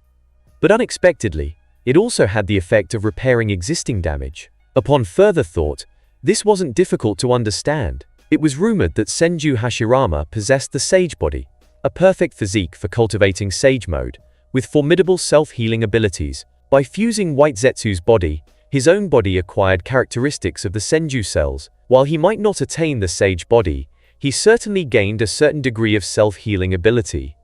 This was precisely why his eye damage was being repaired. After carefully checking his physical condition and confirming that there were no signs of the typical cellular rejection associated with transplanting Hashirama's cells, Fugaku Uchiha breathed a sigh of relief. As he had suspected, White Zetsu was a perfect fusion of Hashirama's cells, exhibiting flawless compatibility with them. The Hashirama cells obtained through the fusion of White Zetsu's remains, or rather, the properties of these cells, could seamlessly integrate into his body without causing any cellular erosion. Having fused White Zetsu's remains, I wonder if I can now perform wood-style jutsu. Approaching the bookshelf on his left, he retrieved a cyan scroll inscribed with the character Mu, wood. This was a scroll containing wood-style jutsu. Senju Hashirama, known as the god of shinobi, was renowned for his wood-style techniques, which were legendary in the ninja world. As the Uchiha clan had long viewed the Senju clan as rivals, they naturally harbored a strong desire to master wood-style jutsu, and had collected various techniques over time. The scroll contained wood-style techniques that the Uchiha clan had released. Using a specific hand seal, he unsealed the scroll and unfurled it. Wood-style cutting technique. This was the first wood-style jutsu that caught his eye. This technique allows the user to cause a sharp tree branch to grow from their palm, capable of piercing through the human body. After insertion, the branch can continue to split and grow internally by forming additional hand seals, impaling the enemy from within. The number of branches depends on the user's chakra. In terms of rank, this technique is not considered high level, but in terms of practicality, it is quite effective. He recalled that Uchiha Obito had once used this technique in battle, killing numerous mist ninjas. Continuing to scroll, the second wood-style technique appeared. Wood clone technique. This technique uses wood as the medium to create clones. The wood clones are highly realistic, more so than shadow clones, making them harder to distinguish. Wood style, birth of the world tree. Wood style, flowering world tree. Wood style, wood dragon technique. As he continued to read, many wood-style techniques he had heard of were listed in the scroll. Among them, some powerful techniques had enough power to reach the level of a cage. However, upon seeing these techniques, he felt little excitement. The important factor was not the wood-style techniques themselves, but the ability to perform them. While few families and factions possessed the wood-style scrolls, they were not exceedingly rare. Yet, in the many years since Senju Hashirama's time, only a handful of individuals have had the ability to use wood-style techniques. The only one who had gained Kage-level combat power from this was Uchiha Madara. Although he had fused White Zetsu's remains, he was still uncertain whether he could perform wood-style techniques. Returning to the section on wood-style cutting technique, he carefully studied the hand seals and chakra flow methods. After a brief moment, having memorized the technique, he attempted to practice it. Wood-style cutting technique. Swish. As he performed the technique, a hint of greenery extended from his palm, transforming into a tree branch. Before he could rejoice, the branch instantly withered and shattered. Failure. His first attempt at the wood-style cutting technique ended in failure. Is it due to lack of proficiency?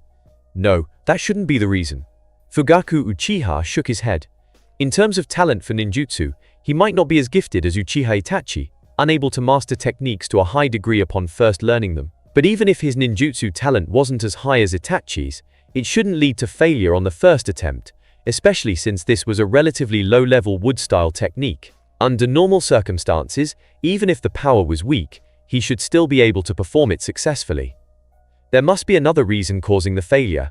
Sharingan. He activated his 3-to-mo Sharingan, using it to observe the changes in his chakra, and then attempted the wood-style cutting technique again. A green tree branch extended from his palm once more, but soon, as before, it withered and shattered.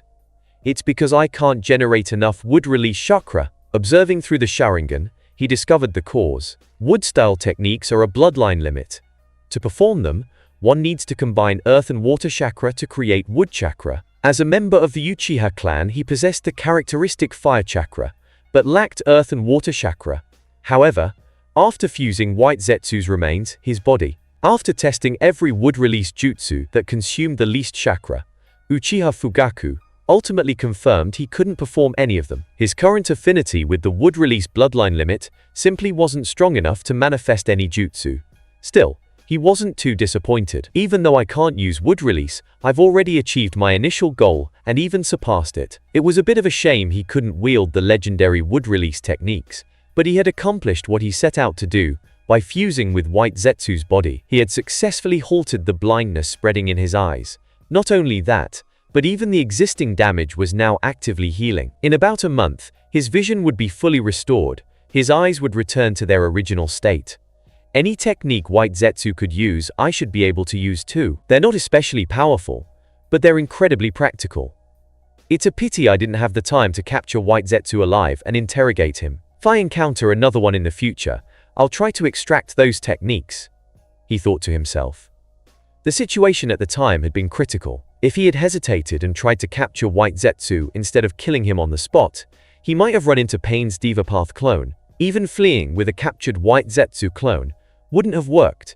The clone would have been a deadweight, preventing him from escaping Pain's search. And there was no chance White Zetsu would have cooperated in hiding his chakra signature. Carrying him around would have made detection inevitable. The next morning, Uchiha Fugaku glanced at the sleeping beauty beside him, her robe slightly disheveled, revealing a glimpse of skin. He got up quietly, dressed, and left the bedroom. After breakfast, he made his way to the Konoha Police Force headquarters. Captain! Captain! With greetings from the officers, he walked into his office. Stacks of documents covered his desk paperwork that had piled up during his absence. He began reviewing and approving them one by one. Knock, knock, knock. There was a knock at the door. After Fugaku gave permission, a man with black hair tinged with brown stepped into the room. It was Uchiha Yakumi, a trusted lieutenant of Fugaku's previous self. The smooth operation of the police force during Fugaku's absence had been thanks to this man. Captain, I have urgent news to report. Yakumi cast a cautious glance toward the door, his expression serious. Soundproof barrier. Sensing the gravity of the report, Fugaku immediately deployed a soundproofing jutsu, sealing the office from eavesdropping. Go ahead, Captain. I've made progress on the internal spy you asked me to investigate. Yakumi's voice was low and firm. Since receiving the order, he had been quietly investigating potential spies within the Uchiha clan and had finally made a breakthrough. You've found someone? Who is it? Fugaku's tone sharpened. The traitor lurking within the Uchiha clan had been like a bone stuck in his throat. He couldn't rest easy until it was removed. So far, we've identified Uchiha Sen as a confirmed traitor, but I suspect there may be others as well. Him? Fugaku was visibly surprised. Uchiha Sen was a Sharingan user, with all three Tomo activated, and the strength of an elite Jonin. Like second elder Uchiha Mamoru, he was considered one of the few level-headed and rational members of the clan. Who would have thought such a person was the hidden traitor embedded within the Uchiha? Are you sure? Fugaku asked, still somewhat skeptical. No doubt, I saw it with my own eyes. He had a secret summoning scroll used by the Anbu to transmit intelligence. Yakumi's usual calm face now showed rare fury. I can't believe it! It was him! Fugaku let out a heavy sigh. An elite Jonin, and one of the few who didn't constantly talk about launching a coup. Fugaku had once felt somewhat reassured by Sen's presence, but now, that same man was exposed as a traitor. A hidden dagger aimed at the clan's throat. Based on my investigation, Uchiha Sen's father was an outsider, while his mother was from the Uchiha clan. After his father died in battle, Sen was taken in by the Uchiha and changed his surname. I believe he came into contact with the third Hokage before that, likely joining the Anbu and becoming a deep cover operative embedded within our clan, Yakumi explained. His father was from outside the clan? Fugaku frowned. That was a detail he hadn't known. With such a mixed heritage, it was no wonder Sen's loyalty to the clan was questionable. Coupled with the third Hokage's infamous skill at ideological manipulation, it was no surprise he'd been turned. What should we do about Uchiha Sen? Yakumi asked. If he's a traitor, he can't be allowed to live. Fugaku's eyes glinted with killing intent. He had no tolerance for turncoats. Uchiha Shisui and Uchiha Itachi were exceptions, unique cases. Shisui possessed the Mangekyo Sharingan, and Fugaku didn't have the confidence to defeat him. As for Itachi, his eyes were necessary for Fugaku to awaken the eternal Mangekyo Sharingan. He couldn't be killed yet. To avoid arousing the third Hokage's suspicion, we must make Sen's death appear unrelated to the Uchiha. Unrelated to the clan? Yakumi pondered. Captain, how about this? Wait until he accepts a mission, then take him out during the mission and make it look like he died in the line of duty. That's a good plan. Fugaku nodded. Although Uchiha ninja often joined the police force, many still took missions to hone their combat skills. They could take advantage of this, assassinate Sen during a mission, and stage the scene to make it appear like enemy ninja were responsible. That way, Sen's death would raise no suspicion toward the Uchiha. Keep a close eye on him. The moment he takes a mission outside the village, Report to me immediately. Also, we can't assume he's the only spy. Keep digging, there may be others hiding within the clan. Yes, Captain. Yakumi bowed respectfully. Near the border of the Land of Fire and the Land of Rain, multiple squads of Konoha shinobi from both the Ngumbu and Root divisions were fanning out, conducting a thorough investigation. These were reconnaissance teams, dispatched by the 3rd Hokage and Shimura Danzo, tasked with uncovering the cause behind the total annihilation of a top-tier Root squad. If this continues, the Akatsuki's hideout will be exposed ahead of schedule. With a swirling vortex of space-time, a man wearing a spiral-patterned mask suddenly appeared, none other than Uchiha Obito, masquerading as Uchiha Madara. His gaze landed on a nearby Konoha investigation team, and a slight frown crept across his face. Nagato's earlier actions had struck him as reckless, but what was done was done. There was no point in lamenting over it now. What mattered at this moment was diverting Konoha's attention and ensuring the Akatsuki base remained hidden. His eyes settled on the squad. Killing intent surged. Whoosh! In a flash, Obito appeared beside one of the Konoha ninja. Before the shinobi could react, a sharp branch in Obito's hand pierced clean through his body. Wood release. Cutting Sprig's jutsu. The branch that had impaled the ninja quickly sprouted multiple offshoots, piercing through his body from all directions. He died instantly, so fast he couldn't even scream. Who's there? The noise alarmed the remaining 3 members of the squad. They spun toward the source of the sound. There they saw their comrade's body, grotesquely impaled by numerous branches, collapse to the ground. Fugaku! Their eyes went bloodshot with fury at the sight of their comrade's brutal death. 2 of them immediately threw a barrage of shuriken toward Obito and launched a signal flare for reinforcements, while the 3rd began forming hand seals to unleash a jutsu. Thwip. THWIP. Effortlessly dodging the shuriken, Obito closed in on the 2 attackers and swiftly killed them with his wooden spikes. Despite being elite Jonin-level operatives qualified for reconnaissance missions, their skills were no match for someone like Obito, whose strength surpassed even most Kage. Wind release. Vacuum serial waves. The last remaining ninja's face contorted with rage as he completed his hand seals, unleashing dozens of rotating blade-like wind blasts at Obito. Die! Hatred burning in his eyes, he hoped to shred Obito to pieces. But in the next instant, his face froze in horror. All the wind blades passed straight through Obito's body without leaving a scratch. It was as if they had struck nothing but air, a ghost without form. Schleck. Before he could process what had happened, Obito was already upon him, and a sharpened branch pierced through his chest. Blood erupted from multiple wounds across his body as he collapsed, eyes filled with disbelief. Why hadn't his jutsu affected the enemy at all? Whoosh! A figure was rapidly approaching, moving so fast that only afterimages were left trailing in his wake. It was a young man wearing a mask and carrying a tachi on his back, Uchiha Shisui, the one renowned as Shisui of the body flicker. Noticing the emergency flare, he had broken away from his team and rushed over at top speed. When he arrived, he saw Obito finishing off the final member of the investigation squad with a wooden spike. Would release the 1st Hokage's bloodline limit? Shisui's eyes widened in shock as he stared at the branch-wielding Obito. There was no mistake. The technique Obito had used was wood release. That could only mean this man possessed the same rare Kekkei Genkai as the 1st Hokage himself. Who are you? Why do you possess wood release? Why did you kill them? Shisui's voice turned cold as his eyes scanned the fallen Konoha shinobi, murderous intent emanating from his body. Anyone with the 1st Hokage's power who would slaughter Konoha shinobi could only be an enemy.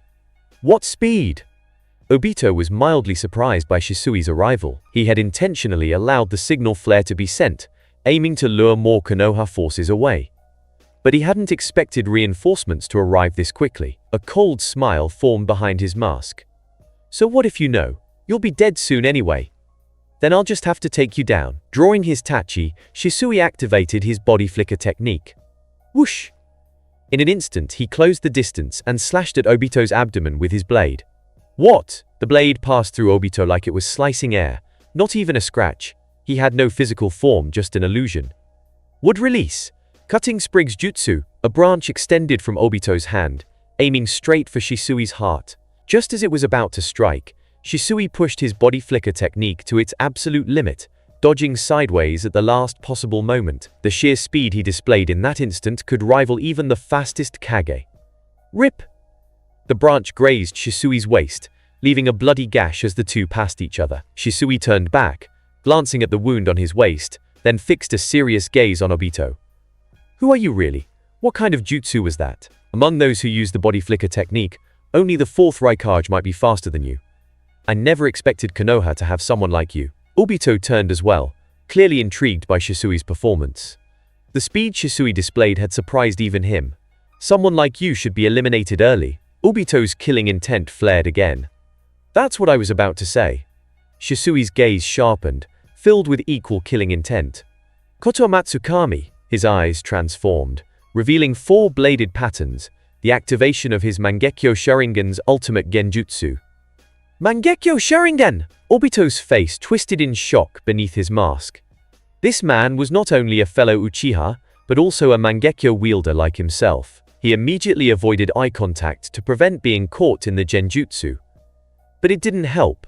A strange force began invading his mind regardless, sending chills down his spine. In a panic, he activated Kamui, shifting his body into the intangible state and retreating into his separate dimension. "It's been nullified," Shisui frowned. At first, Koto Matsukami had taken effect, but soon it had failed. It must have been that strange ability, the one that rendered even Koto Matsukami ineffective. He couldn't understand it. What kind of jutsu could nullify Koto Matsukami? "Young Uchiha, I'll remember you." Obito shot one last wary glance at Shisui, before disappearing into a swirling vortex. Though he didn't believe he would lose, he had no intention of engaging Shisui just yet. Every Mangekyo Sharingan bore its own strange, unpredictable power. Learning more about Shisui's abilities before fighting would significantly increase his odds of victory. And now, a new thought had crossed his mind. Could this one possibly be recruited into the Akatsuki? After all, if someone with a Mangekyo Sharingan joined them, it would drastically enhance their strength. The report that a scouting team had encountered a powerful enemy wielding the wood-release Kekkei Genkai quickly made its way back to Konoha. The village was shaken to its core. Wood-release, one of the most legendary Kekkei Genkai, possessed only by the first Hokage, was a power of unimaginable might. With this very ability, the first Hokage subdued the 9-tailed beasts, established dominance over the shinobi world, and founded the Hidden Leaf Village. Back then, Konoha stood unchallenged as the strongest of the 5 great shinobi villages. Even if the other 4 villages had joined forces, they still would have been no match. All bowed in fear, none dared oppose Konoha. But after the first Hokage passed, that supremacy faded. The wood-release Kekkei Genkai disappeared with him. Not even his own descendants inherited it. Yet now, this long-lost power had re-emerged, and in the hands of an enemy. Realizing the gravity of the situation, a high-level emergency meeting was convened in the village. "Hokage-sama, we've heard the scouting team encountered an enemy with the wood-release Kekkei Genkai. Is this information accurate?" The one speaking was Narashikaku, Konoha's brilliant strategist, recognizable by the signature pineapple hairstyle of the Nara clan. His expression was solemn. "The report is accurate," the 3rd Hokage replied after a moment's pause. Draped in his Hokage robes, the old man's age was showing wrinkles etched his face, and age spots dotted his skin. "One of our search teams was indeed wiped out by an enemy who possessed wood release. It's true? Who could possibly have inherited the wood release Kekkei Genkai? Isn't that supposed to be unique to the first Hokage?" The room buzzed with hushed discussions. Though rumors had already spread, many still found them hard to believe. After all, the wood release was considered nearly mythical, something that only the first Hokage had ever been able to use. But now, with confirmation coming directly from the 3rd Hokage himself, even the most skeptical couldn't deny it. The wood release had returned, but not within Konoha. It had appeared in the hands of an enemy. Hokage-sama, a female shinobi with short brown hair and red triangular markings on her cheeks, stood up to speak. She wore a green standard-issue ninja uniform. Could this enemy be a lost member of the Senju clan? This was Inuzuka Claw, head of the Inuzuka clan, one of the rare female clan leaders in Konoha. "I've already ordered a full review of the Senju clan's genealogical records," the 3rd Hokage said with a shake of his head. "There's no indication that any of their members went missing. Besides, ever since the first Hokage, no one from the Senju clan has exhibited wood release again." Just like Inuzuka Claw, the 3rd Hokage's first thought had also been that the mysterious shinobi came from the Senju line. But the evidence didn't support it. No lost branches, no missing members. The odds of this person being a Senju were slim. If not a Senju, then who? Frowns deepened across the room. How could someone outside the Senju clan wield a Kekkei Genkai believed to be exclusive to Konoha? Something so tied to the village's identity now turned against them. It's Uchiha Obito. Uchiha Fugaku remained silent through the debate. There weren't many shinobi in the world who could use wood release. Considering this power had appeared in the hands of someone opposed to Konoha, it wasn't hard to deduce their identity. The answer was obvious: someone who had transplanted Hashirama Senju's cells. Uchiha Obito. And Uchiha Shisui was sent with that scouting team. I wonder if they encountered each other. Fugaku thought to himself with interest. Both Shisui and Obito were his enemies. If the two met, it would be the ideal outcome. Not only could it clear him of any suspicion in Kakuzu's death, but it would also shift the blame onto Shisui. The Akatsuki, and Obito himself, would turn their attention toward him. After all, compared to Uchiha Shisui, wielder of the Mangekyo Sharingan, Fugaku, as clan head, was hardly worth mentioning. Fugaku's eyes swept across the room and finally settled on the third Hokage, a cold smile playing in his mind. For too long, Sarutobi Hiruzen and the upper echelons of Konoha had targeted the Uchiha. Today he would finally return the favor. With resolve hardening in his chest, he spoke. Hokage-sama, I have a question. Clan head Fugaku, Hiruzen said mildly.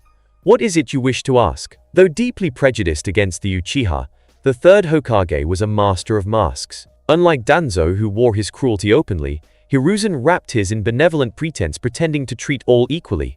It worked. While most of the village distrusted the openly devious Danzo, they adored the ever-smiling third Hokage. It's common knowledge that Orochimaru became a rogue ninja after being caught conducting forbidden experiments on fellow Konoha shinobi. Fugaku began, his eyes fixed on the Hokage. But what exactly were these experiments? Fugaku, we are here to discuss the enemy with the wood release, not Orochimaru. Why bring this up now? Danzo snapped before the Hokage could respond. As Orochimaru's silent partner, he knew exactly what those experiments were. They couldn't risk that information going public. It would be a massive scandal. He had to shut Fugaku down. Oh? So you claim there's no connection? Fugaku looked at him with mocking disdain. From what I've learned, not only is there a connection, but it runs very deep. Fugaku, that's enough. Danzo barked, trying to silence him before he could go further. Though Orochimaru's experiments were top secret, Danzo had a terrible feeling. Somehow, Fugaku had found out. Whether I'm making baseless accusations or not, the others can decide after I reveal the truth of Orochimaru's forbidden experiments. Fugaku's gaze swept across the room. From what I've gathered, he said clearly, Orochimaru was experimenting with the cells of the first Hokage in an attempt to artificially recreate the wood release Kekkei Genkai. What? Artificially creating the wood release Kekkei Genkai? Where did they get the first Hokage's cells? Don't tell me they actually dug up the first Hokage's grave. So Orochimaru's forbidden experiments were about this all along? Lord Hokage, is this true? Everyone present, apart from a few who already knew, was visibly shaken. So Orochimaru's defection had such a hidden truth behind it? They were shocked at Orochimaru's audacity and deeply dissatisfied that the third Hokage and Shimura Danzo had kept this matter a secret. The first Hokage was a figure they all respected. The reason their clans had once chosen to join Konoha was precisely because of the first Hokage's charisma and ideals. Yet now, they learned that after his death his body had been desecrated like this. His corpse was exhumed and used in inhumane human experiments. The missing children from their clans back then had died in these very same experiments. This is indeed true, the third Hokage admitted, his face stiff. We sealed the information at the time to avoid mass panic. He hadn't expected such a tightly kept secret to be exposed like this, and now, doubts swirled in his heart. Every trace of the experiment had been destroyed, and all information had been classified. How had Uchiha Fugaku found out? Could there be a spy from the Uchiha clan within the ANBU? Or was it possible that Uchiha Shisui and Uchiha Itachi, who had pretended to be fully brainwashed by him, had actually been acting as double agents for the Uchiha clan all along? Could this powerful enemy with the wood release be a result of those experiments? Asked Narashikaku grimly. He hadn't imagined that Orochimaru's experiments had crossed such unforgivable boundaries. It was downright monstrous. That's very likely, Fugaku said calmly. From what I've learned, there were some successful cases in Orochimaru's experiments. This enemy who has the wood release Kekkei Genkai may very well be a product of those experiments conducted after Orochimaru defected from the village. Although he knew that the Hashirama cells implanted in Obito had nothing to do with Orochimaru, Fugaku deliberately steered the narrative this way, to implicate the third Hokage, who had intentionally let Orochimaru escape back then. The third bore undeniable responsibility for this mess. Even this got out? Damn it! It must have leaked from Hiruzen's side. Danzo's face darkened. The existence of a surviving experiment subject from Orochimaru's tests was a top-level secret. Even the third Hokage had only recently learned of it. For Fugaku to know even this, there had to be a leak from within. Danzo couldn't believe otherwise. His root agents were all bound by the cursed tongue eradication seal. There was no way they could have leaked anything. The only possible source of the leak was from the ANBU. And the likeliest suspects were Shisui and Itachi. Danzo had once asked the third Hokage to hand those two over to him so he could place the same seal on them, but Hiruzen had refused. Now that decision was coming back to haunt him. So this person is one of Orochimaru's test subjects? Then Orochimaru is the true culprit behind all of this. Damn him! Digging up the first Hokage's grave like that, what blasphemy. We should never let him go back then. In the conference room, many looked visibly disturbed. They were either clan heads or elite jonin from civilian backgrounds. Anyone qualified to sit here was no fool. It was obvious that the third Hokage had intentionally let Orochimaru escape. The pursuit back then had been half-hearted at best. If Orochimaru had been stopped, this current threat with the wood release wouldn't even exist. While this revelation might not fully shatter their perception of the third Hokage, it definitely tarnished his once pristine image. After the meeting, Uchiha Fugaku walked out in a good mood. This had been his counterattack, a direct response to the years of suppression the Uchiha clan had suffered at the hands of the third Hokage. Though he couldn't bring down Hiruzen completely, he had managed to chip away at the man's authority. The reactions of the attendees were proof enough of that. There was another benefit, two sowing seeds of doubt. Let the third Hokage suspect that someone in his ranks was leaking information to the Uchiha clan. Let him grow paranoid. In a hidden underground space, crawling with white Zetsu clones. We've identified the person you fought. His name is Uchiha Shisui. Though he's a member of the Uchiha clan, he didn't join the Konoha police force. Instead, he was placed in the ANBU, directly under Sarutobi Hiruzen, said the black half of Zetsu. He didn't join the police force and went straight into the third Hokage's ANBU? Uchiha Obito, wearing his spiral mask, sounded surprised. The police force had been created specifically to isolate the Uchiha, keeping them away from the rest of the village. He didn't expect this Uchiha Shisui to have bypassed that and joined ANBU. He's not the only one. Another Uchiha, Itachi, also joined the ANBU under Hiruzen's direct command, said the white half of Zetsu. There's another? Obito's surprise deepened. Hiruzen's decision to place Uchiha members in ANBU went against the original purpose of the police force. This is the brilliance of Sarutobi Hiruzen, the black half chuckled darkly. According to my investigation, both Shisui and Itachi are among the most gifted in the Uchiha clan. By pulling them into ANBU, Hiruzen essentially stole the clan's brightest prospects. And the Uchiha allowed that? Obito frowned. They thought breaking through Konoha's barriers this way would be beneficial. They assumed that with blood ties, those two would remain loyal to the clan, the black half explained. But they miscalculated. Once inside, both were brainwashed by Hiruzen and are now fully loyal to the ANBU. That Shisui, he's clearly extremely talented. He's awakened the Mangekyo Sharingan. Could he be the one who killed Kakuzu? Obito asked. Very possible, said the white half.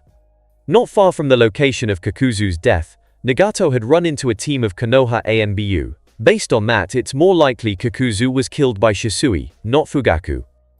A Mangekyo Sharingan wielder would be a valuable asset. Is there any chance we can recruit Uchiha Shisui? Obito asked. You might be able to if you approach him as Uchiha Madara, the black half replied. A month later, my eyesight is completely restored. Gazing at the world in crisp clarity, Uchiha Fugaku couldn't suppress his joy. After refining White Zetsu's corpse and obtaining the cells, or more precisely, the traits of Hashirama Senju, a cool and soothing energy had been continuously healing his damaged eyes. Now, a month had passed, and the injuries to his eyes were fully repaired. But that wasn't all he could feel. His ocular power had grown stronger. The chakra and strength contained within his Sharingan were clearly a level higher than before. Not only had the crisis of blindness been averted, and the damage to his eyes completely healed, but even his visual prowess had seen a noticeable enhancement. This wasn't hard to understand. After all, when Uchiha Madara fused with Hashirama's cells, he evolved his eyes into the Rinnegan, evidence that Hashirama's cells have a significant enhancing effect on the Mangekyo Sharingan. While his own eyes weren't eternal Mangekyo, and evolving into the Rinnegan was out of reach, a boost in ocular power was still well within reason. Footsteps approached. He turned to look, and saw Uchiha Yakumi walking toward him, wearing the police force armband on his left arm. Clan head. Stopping in front of Fugaku, Yakumi greeted him respectfully. Within the police force, he would address him as captain, but within the Uchiha clan, he was always the clan head. "What is it?" Fugaku asked. Yakumi didn't respond immediately. Instead, he glanced around cautiously. "There's no one else nearby," Fugaku said calmly. Thanks to the Yamanaka clan's body constitution he now possessed, his sensory abilities had become extraordinarily sharp. Even ninja adept at concealing their presence would struggle to get close without being detected. Clan head, Uchiha Sen just accepted an out-of-village mission. As a member of the police force, anytime Sen accepted a mission requiring him to leave the village, he was obligated to report it. He had just done so moments ago. Yakumi had planted someone he trusted at the registration desk, so the moment Sen filed the report, Yakumi knew. He finally took a mission. A glint of murderous intent flashed in Fugaku's eyes.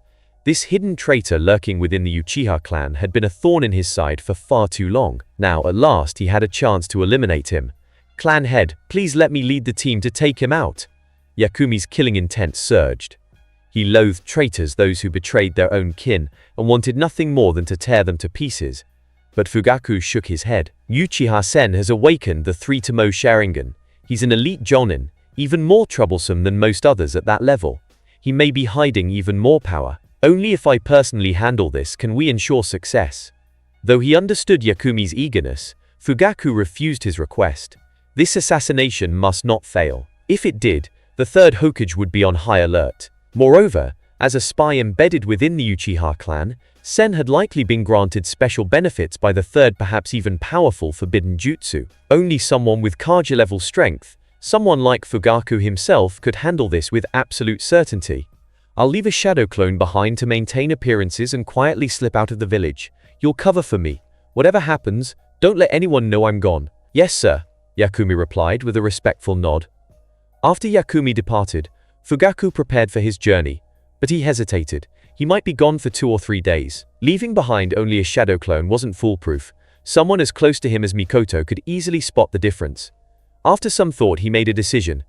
Mikoto. He found her in the backyard, wearing an apron and watering the flowers she'd lovingly cultivated. Sunlight glinted off the spray from the watering can, casting her graceful figure in a soft glow. The sight was like a serene painting. "What is it?" Hearing his voice, Mikoto set the can aside and walked over. "I need to leave the village for a while," Fugaku said. After considering it, he chose to tell her the truth. "For how many days?" she asked. 2 or 3. "I'll be leaving quietly and leaving a shadow clone behind. I need your help to cover for me." Since he couldn't deceive Mikoto, the only option was to enlist her help. Quietly leaving the village, a subtle crease appeared on Mikoto's elegant brow, but it quickly disappeared as she replied, "Don't worry, I'll cover for you." She could tell this wasn't an ordinary trip, but if he wasn't telling her the details, it must be because he couldn't. As his wife, she chose to be understanding and supportive, not press for answers. This must be kept secret. Even Itachi and Sasuke can't know. "Don't worry, I understand. I am a jonin after all," Mikoto said with a warm smile. A man in his late 20s to early 30s, with black hair and a bit of stubble on his chin, appeared at Konoha's village gate. This was Uchiha Sen, the mole hidden within the Uchiha clan.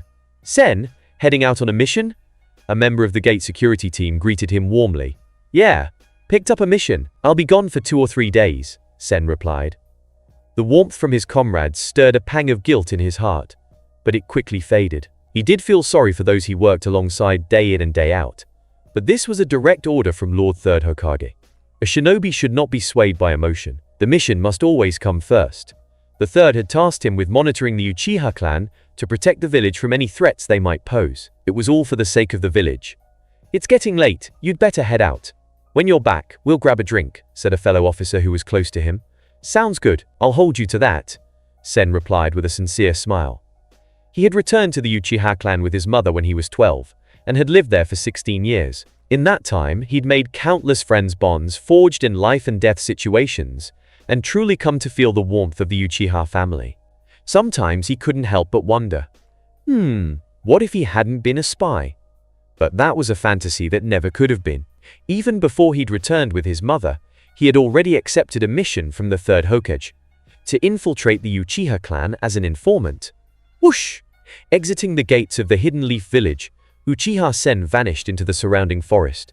After a full day of travel, Uchiha Sen finally arrived at a coastal port in the Land of Fire. This time, his mission was to eliminate a pirate group, notorious for attacking and plundering ships at sea. According to the intel, several members of this group were shinobi. Their leader was a missing nin from Kirigakure, a former jonin who had gathered a few rogue ninjas to form the group. Aside from the leader, the other ninja were only Jinin or Chunin level, nothing particularly formidable. Because of this, the mission was assigned to him alone, rather than to a standard 3 or 4-man team. Upon meeting the client at the dock, he used a transformation jutsu to disguise himself as an ordinary crew member and boarded the client's merchant ship bound for the Land of Water. Pirates! Pirates! Midway through the journey, a ship appeared on the horizon, swiftly closing the distance with the merchant vessel thanks to favorable winds. Dozens of armed men stood on its deck, looking fierce and aggressive. The crew aboard the merchant ship panicked and rowed frantically in an attempt to escape. But weighed down with cargo, the merchant ship was too slow and was quickly overtaken. One by one, the armed pirates leapt aboard, agile and brutal, taking over the ship. Any resistance was met with lethal force. Uchiha Sen made his move. With a kunai in each hand, he rushed to meet them. Slash! Slash! Slash! Blood sprayed across the deck like vivid red paint, blooming into flower-like patterns wherever it landed. The pirates had no chance to resist. Uchiha Sen dispatched them swiftly, slitting their throats without hesitation. There's a shinobi on board. Realizing something was wrong, several rogue ninja among the pirates charged at him. Slash! Slash! Slash! Even as shinobi, they stood no chance. Uchiha Sen struck them down one by one, piercing hearts and slicing throats with surgical precision. He didn't even need to use ninjutsu, their strength wasn't worth it. To him, these rogue ninjas were no different from the regular pirates. None could withstand a single blow. He's a Konoha Jonin. As his transformation jutsu faded, his flak jacket, a uniform only worn by Konoha Jonin, was revealed. The remaining pirates panicked and retreated to their ship. Fire style. Phoenix Fire Jutsu. Waves of flames surged across the enemy deck, engulfing the pirates in fire. Screams echoed as they rolled on the floor, ablaze.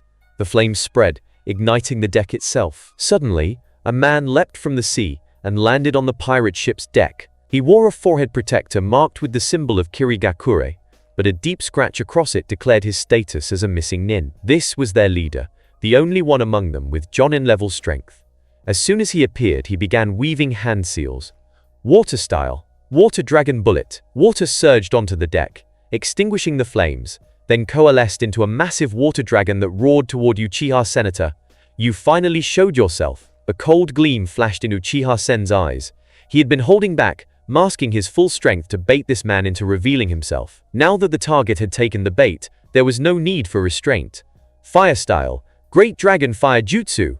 A fire dragon, even larger than the water dragon, erupted forward. Steam billowed as it evaporated the water dragon and surged toward the enemy with blazing heat. At the same time, Uchiha Sen dashed onto the pirate ship, closing the distance between them. An elite Jonin, the enemy's eyes widened in shock as he realized the sheer power of Uchiha Sen's fire style. Even on the ocean, where water style should have held the advantage, his own jutsu had been overpowered. There was only one explanation: Sen wasn't just a regular Jonin. He was an elite Jonin. He tried to retreat, evading the trailing flames, but Uchiha Sen had no intention of letting him escape. While the man dodged, Sen was already upon him. Their clash was brief. The fight ended in no time with Uchiha Sen standing victorious. The gap between a Jonin and an elite Jonin wasn't something that terrain or elemental advantage could bridge. Besides, Uchiha Sen was no ordinary elite Jonin. He possessed the 3 Tomo Sharingan, making him far stronger than most in his rank. With the mission complete, he took a small boat back to the port and began his return journey to Konoha. Hours later, night had fallen. Rather than continuing through the dark, he started a campfire and chose to rest in a forest clearing. Suddenly, snap, snap, snap! Footsteps echoed through the night. Someone was approaching. Instantly alert, he activated his Sharingan and turned toward the sound. Whoever it was didn't bother concealing their chakra. An immense presence surged toward him like a tidal wave. That chakra, it was several times greater than his own. Even as an elite Jonin, Uchiha Sen possessed significant chakra reserves. But this person made his feel insignificant. Their chakra burned in the darkness like a beacon. Their footsteps were unhurried, yet each one crunched down on dried branches with chilling clarity, like they were treading directly on his heart. A cold sweat ran down his brow as he felt the oppressive pressure. He wanted to flee, but his instinct screamed that the figure had already locked onto him. Any sudden move would provoke an immediate and devastating strike.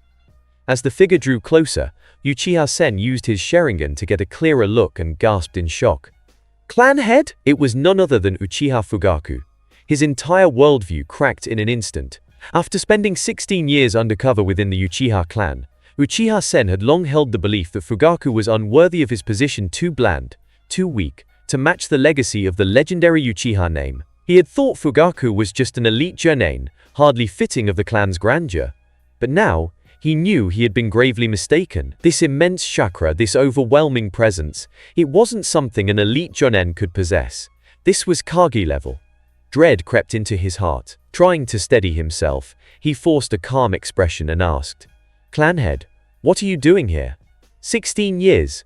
You've worked hard infiltrating the Uchiha clan." Fugaku stopped a dozen meters away. His gaze icy cold as it locked onto Uchiha Senator. Murderous intent rolled off him like a winter wind, biting deep into Uchiha Sen bones. Allowing a traitor to live undetected for 16 years, such a failure could only be blamed on his predecessor. But now, there was no difference between the current him and the old one. And it was time to correct that mistake. "Clanhead, what are you saying?" Uchiha Sen's face went pale as he desperately tried to defend himself. "Spare me the lies," Fugaku said coldly. "I wouldn't say this without solid evidence." Seeing Fugaku's certainty, Uchiha Sen realized any further denial was useless. He fell silent. So, it's finally come to this. All this time, he had lived in fear of his identity as a spy being exposed. Many nights, he would jolt awake from nightmares. And now, that day had come. You may only have half Uchiha blood, but the clan has never treated you unfairly. And this, Rika, this is how you repay us? Fugaku stared at him with open disgust. The Uchiha had always treated Uchiha Sen as one of their own. They had never denied him support or protection. When he was young, he was kept behind the front lines during the Second and Third Great Ninja Wars, sparing him the bloodiest battles. Without that, 12-year-old Uchiha Sen might never have survived. His rise to elite Jonin wasn't just talent and hard work, it was also thanks to the clan's guidance and resources. Compared to the struggle faced by civilian shinobi, Uchiha Sen's path had been smooth. And this was what they got in return: a traitor feeding on the clan while serving outsiders. "I know I've wronged the clan," Uchiha Sen said, shame clouding his expression. Fugaku's words dredged up memories: his father's death, and his mother returning with him to the Uchiha compound afterward. The clan was cold to outsiders, yes, but they looked after their own. Without the clan's care, he wouldn't have survived the horrors of war. "Save the act," Fugaku snapped. "If you truly felt guilt, you wouldn't have spent 16 years lurking in the shadows, stabbing the clan in the back. Things would never have come to this." Uchiha Sen lowered his head. "I feel guilty, but I don't regret it."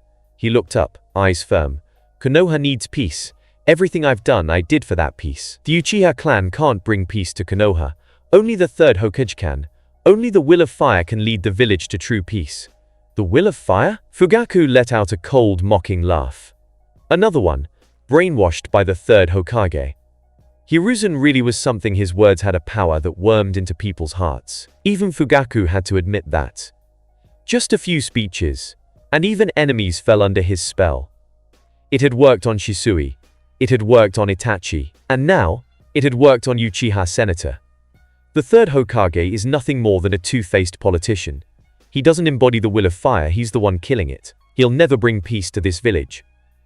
"Don't you dare insult Lord Hokage!"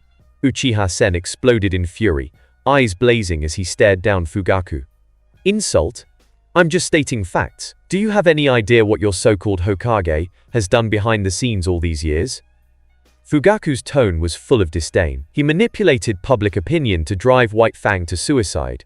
he let Orochimaru escape, creating a threat that still looms over the village. He clings to power, refusing to choose a fifth Hokage. "Enough!" Uchiha Sen shouted, completely enraged. "Demonic illusion! Shackles of binding!" The three Tomoe in Uchiha Sen Sharingan spun furiously as he unleashed the most powerful genjutsu he could muster. Thud! Thud! Thud! Massive, glowing stakes fell from the sky, driving into Fugaku's body, pinning him in place and flooding his senses with excruciating pain. "You're using genjutsu? Warrington on me?" Fugaku's lips curled into a scornful smile. Against a non-Uchiha, even a Kage-level opponent, this technique might have worked. But against him, a wielder of the Mangekyo Sharingan, foolish. Shin Fugaku's eyes transformed, the Tomoe replaced by an intricate pattern of rings and black dots his Mangekyo Sharingan.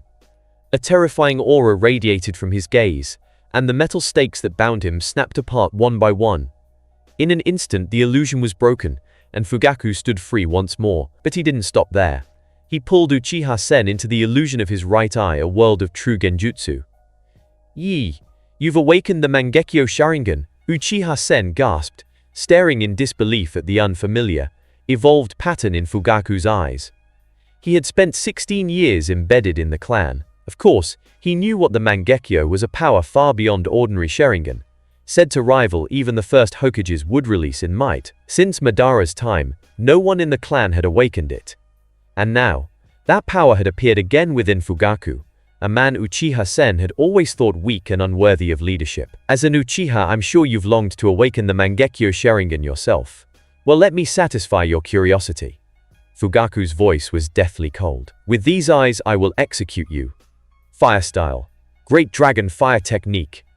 Sensing mortal danger, Uchiha Sen instincts screamed at him. Goosebumps rose on his skin as he quickly formed hand seals. Roar! A colossal fire dragon surged forth, roaring as it lunged toward Fugaku. Fire style. Great Dragon Fire Technique. Fugaku hadn't moved. He hadn't even made a seal. He stood calmly, his gaze mocking, as if a cat toying with a cornered mouse. Only when the dragon was upon him did he lift a finger. A second dragon, identical in every way, erupted forward and collided with the first. Boom! The two dragons exploded in mid-air, cancelling each other out. Fire style. Dragon Flame Song Technique. Fire style. Majestic Destroyer Flame. One after another, Uchiha Sen unleashed powerful jutsu, each one blocked by Fugaku using the exact same technique, without hand seals. He's not even using seals. Uchiha Sen stared at Fugaku in horror, sweat pouring down his face. This wasn't just fast hand seals. Fugaku wasn't using any at all. He didn't need them. At this pace, if Fugaku truly wanted him dead, Uchiha Sen would already be ashes. The only reason he was still alive was because Fugaku chose to let him live for now. Uchiha Sen had tried to run, but no matter where he fled, Fugaku appeared instantly before him. It was hopeless. He was like a mayfly, trying to shake a mountain, small, powerless, and already doomed. And that concludes this episode. If you enjoyed it, I'd seriously love it if you guys could leave a like on the video, as it genuinely helps out so much, and it keeps me going, plus it takes only 1 second. That said, have a wonderful day. See you in the next one.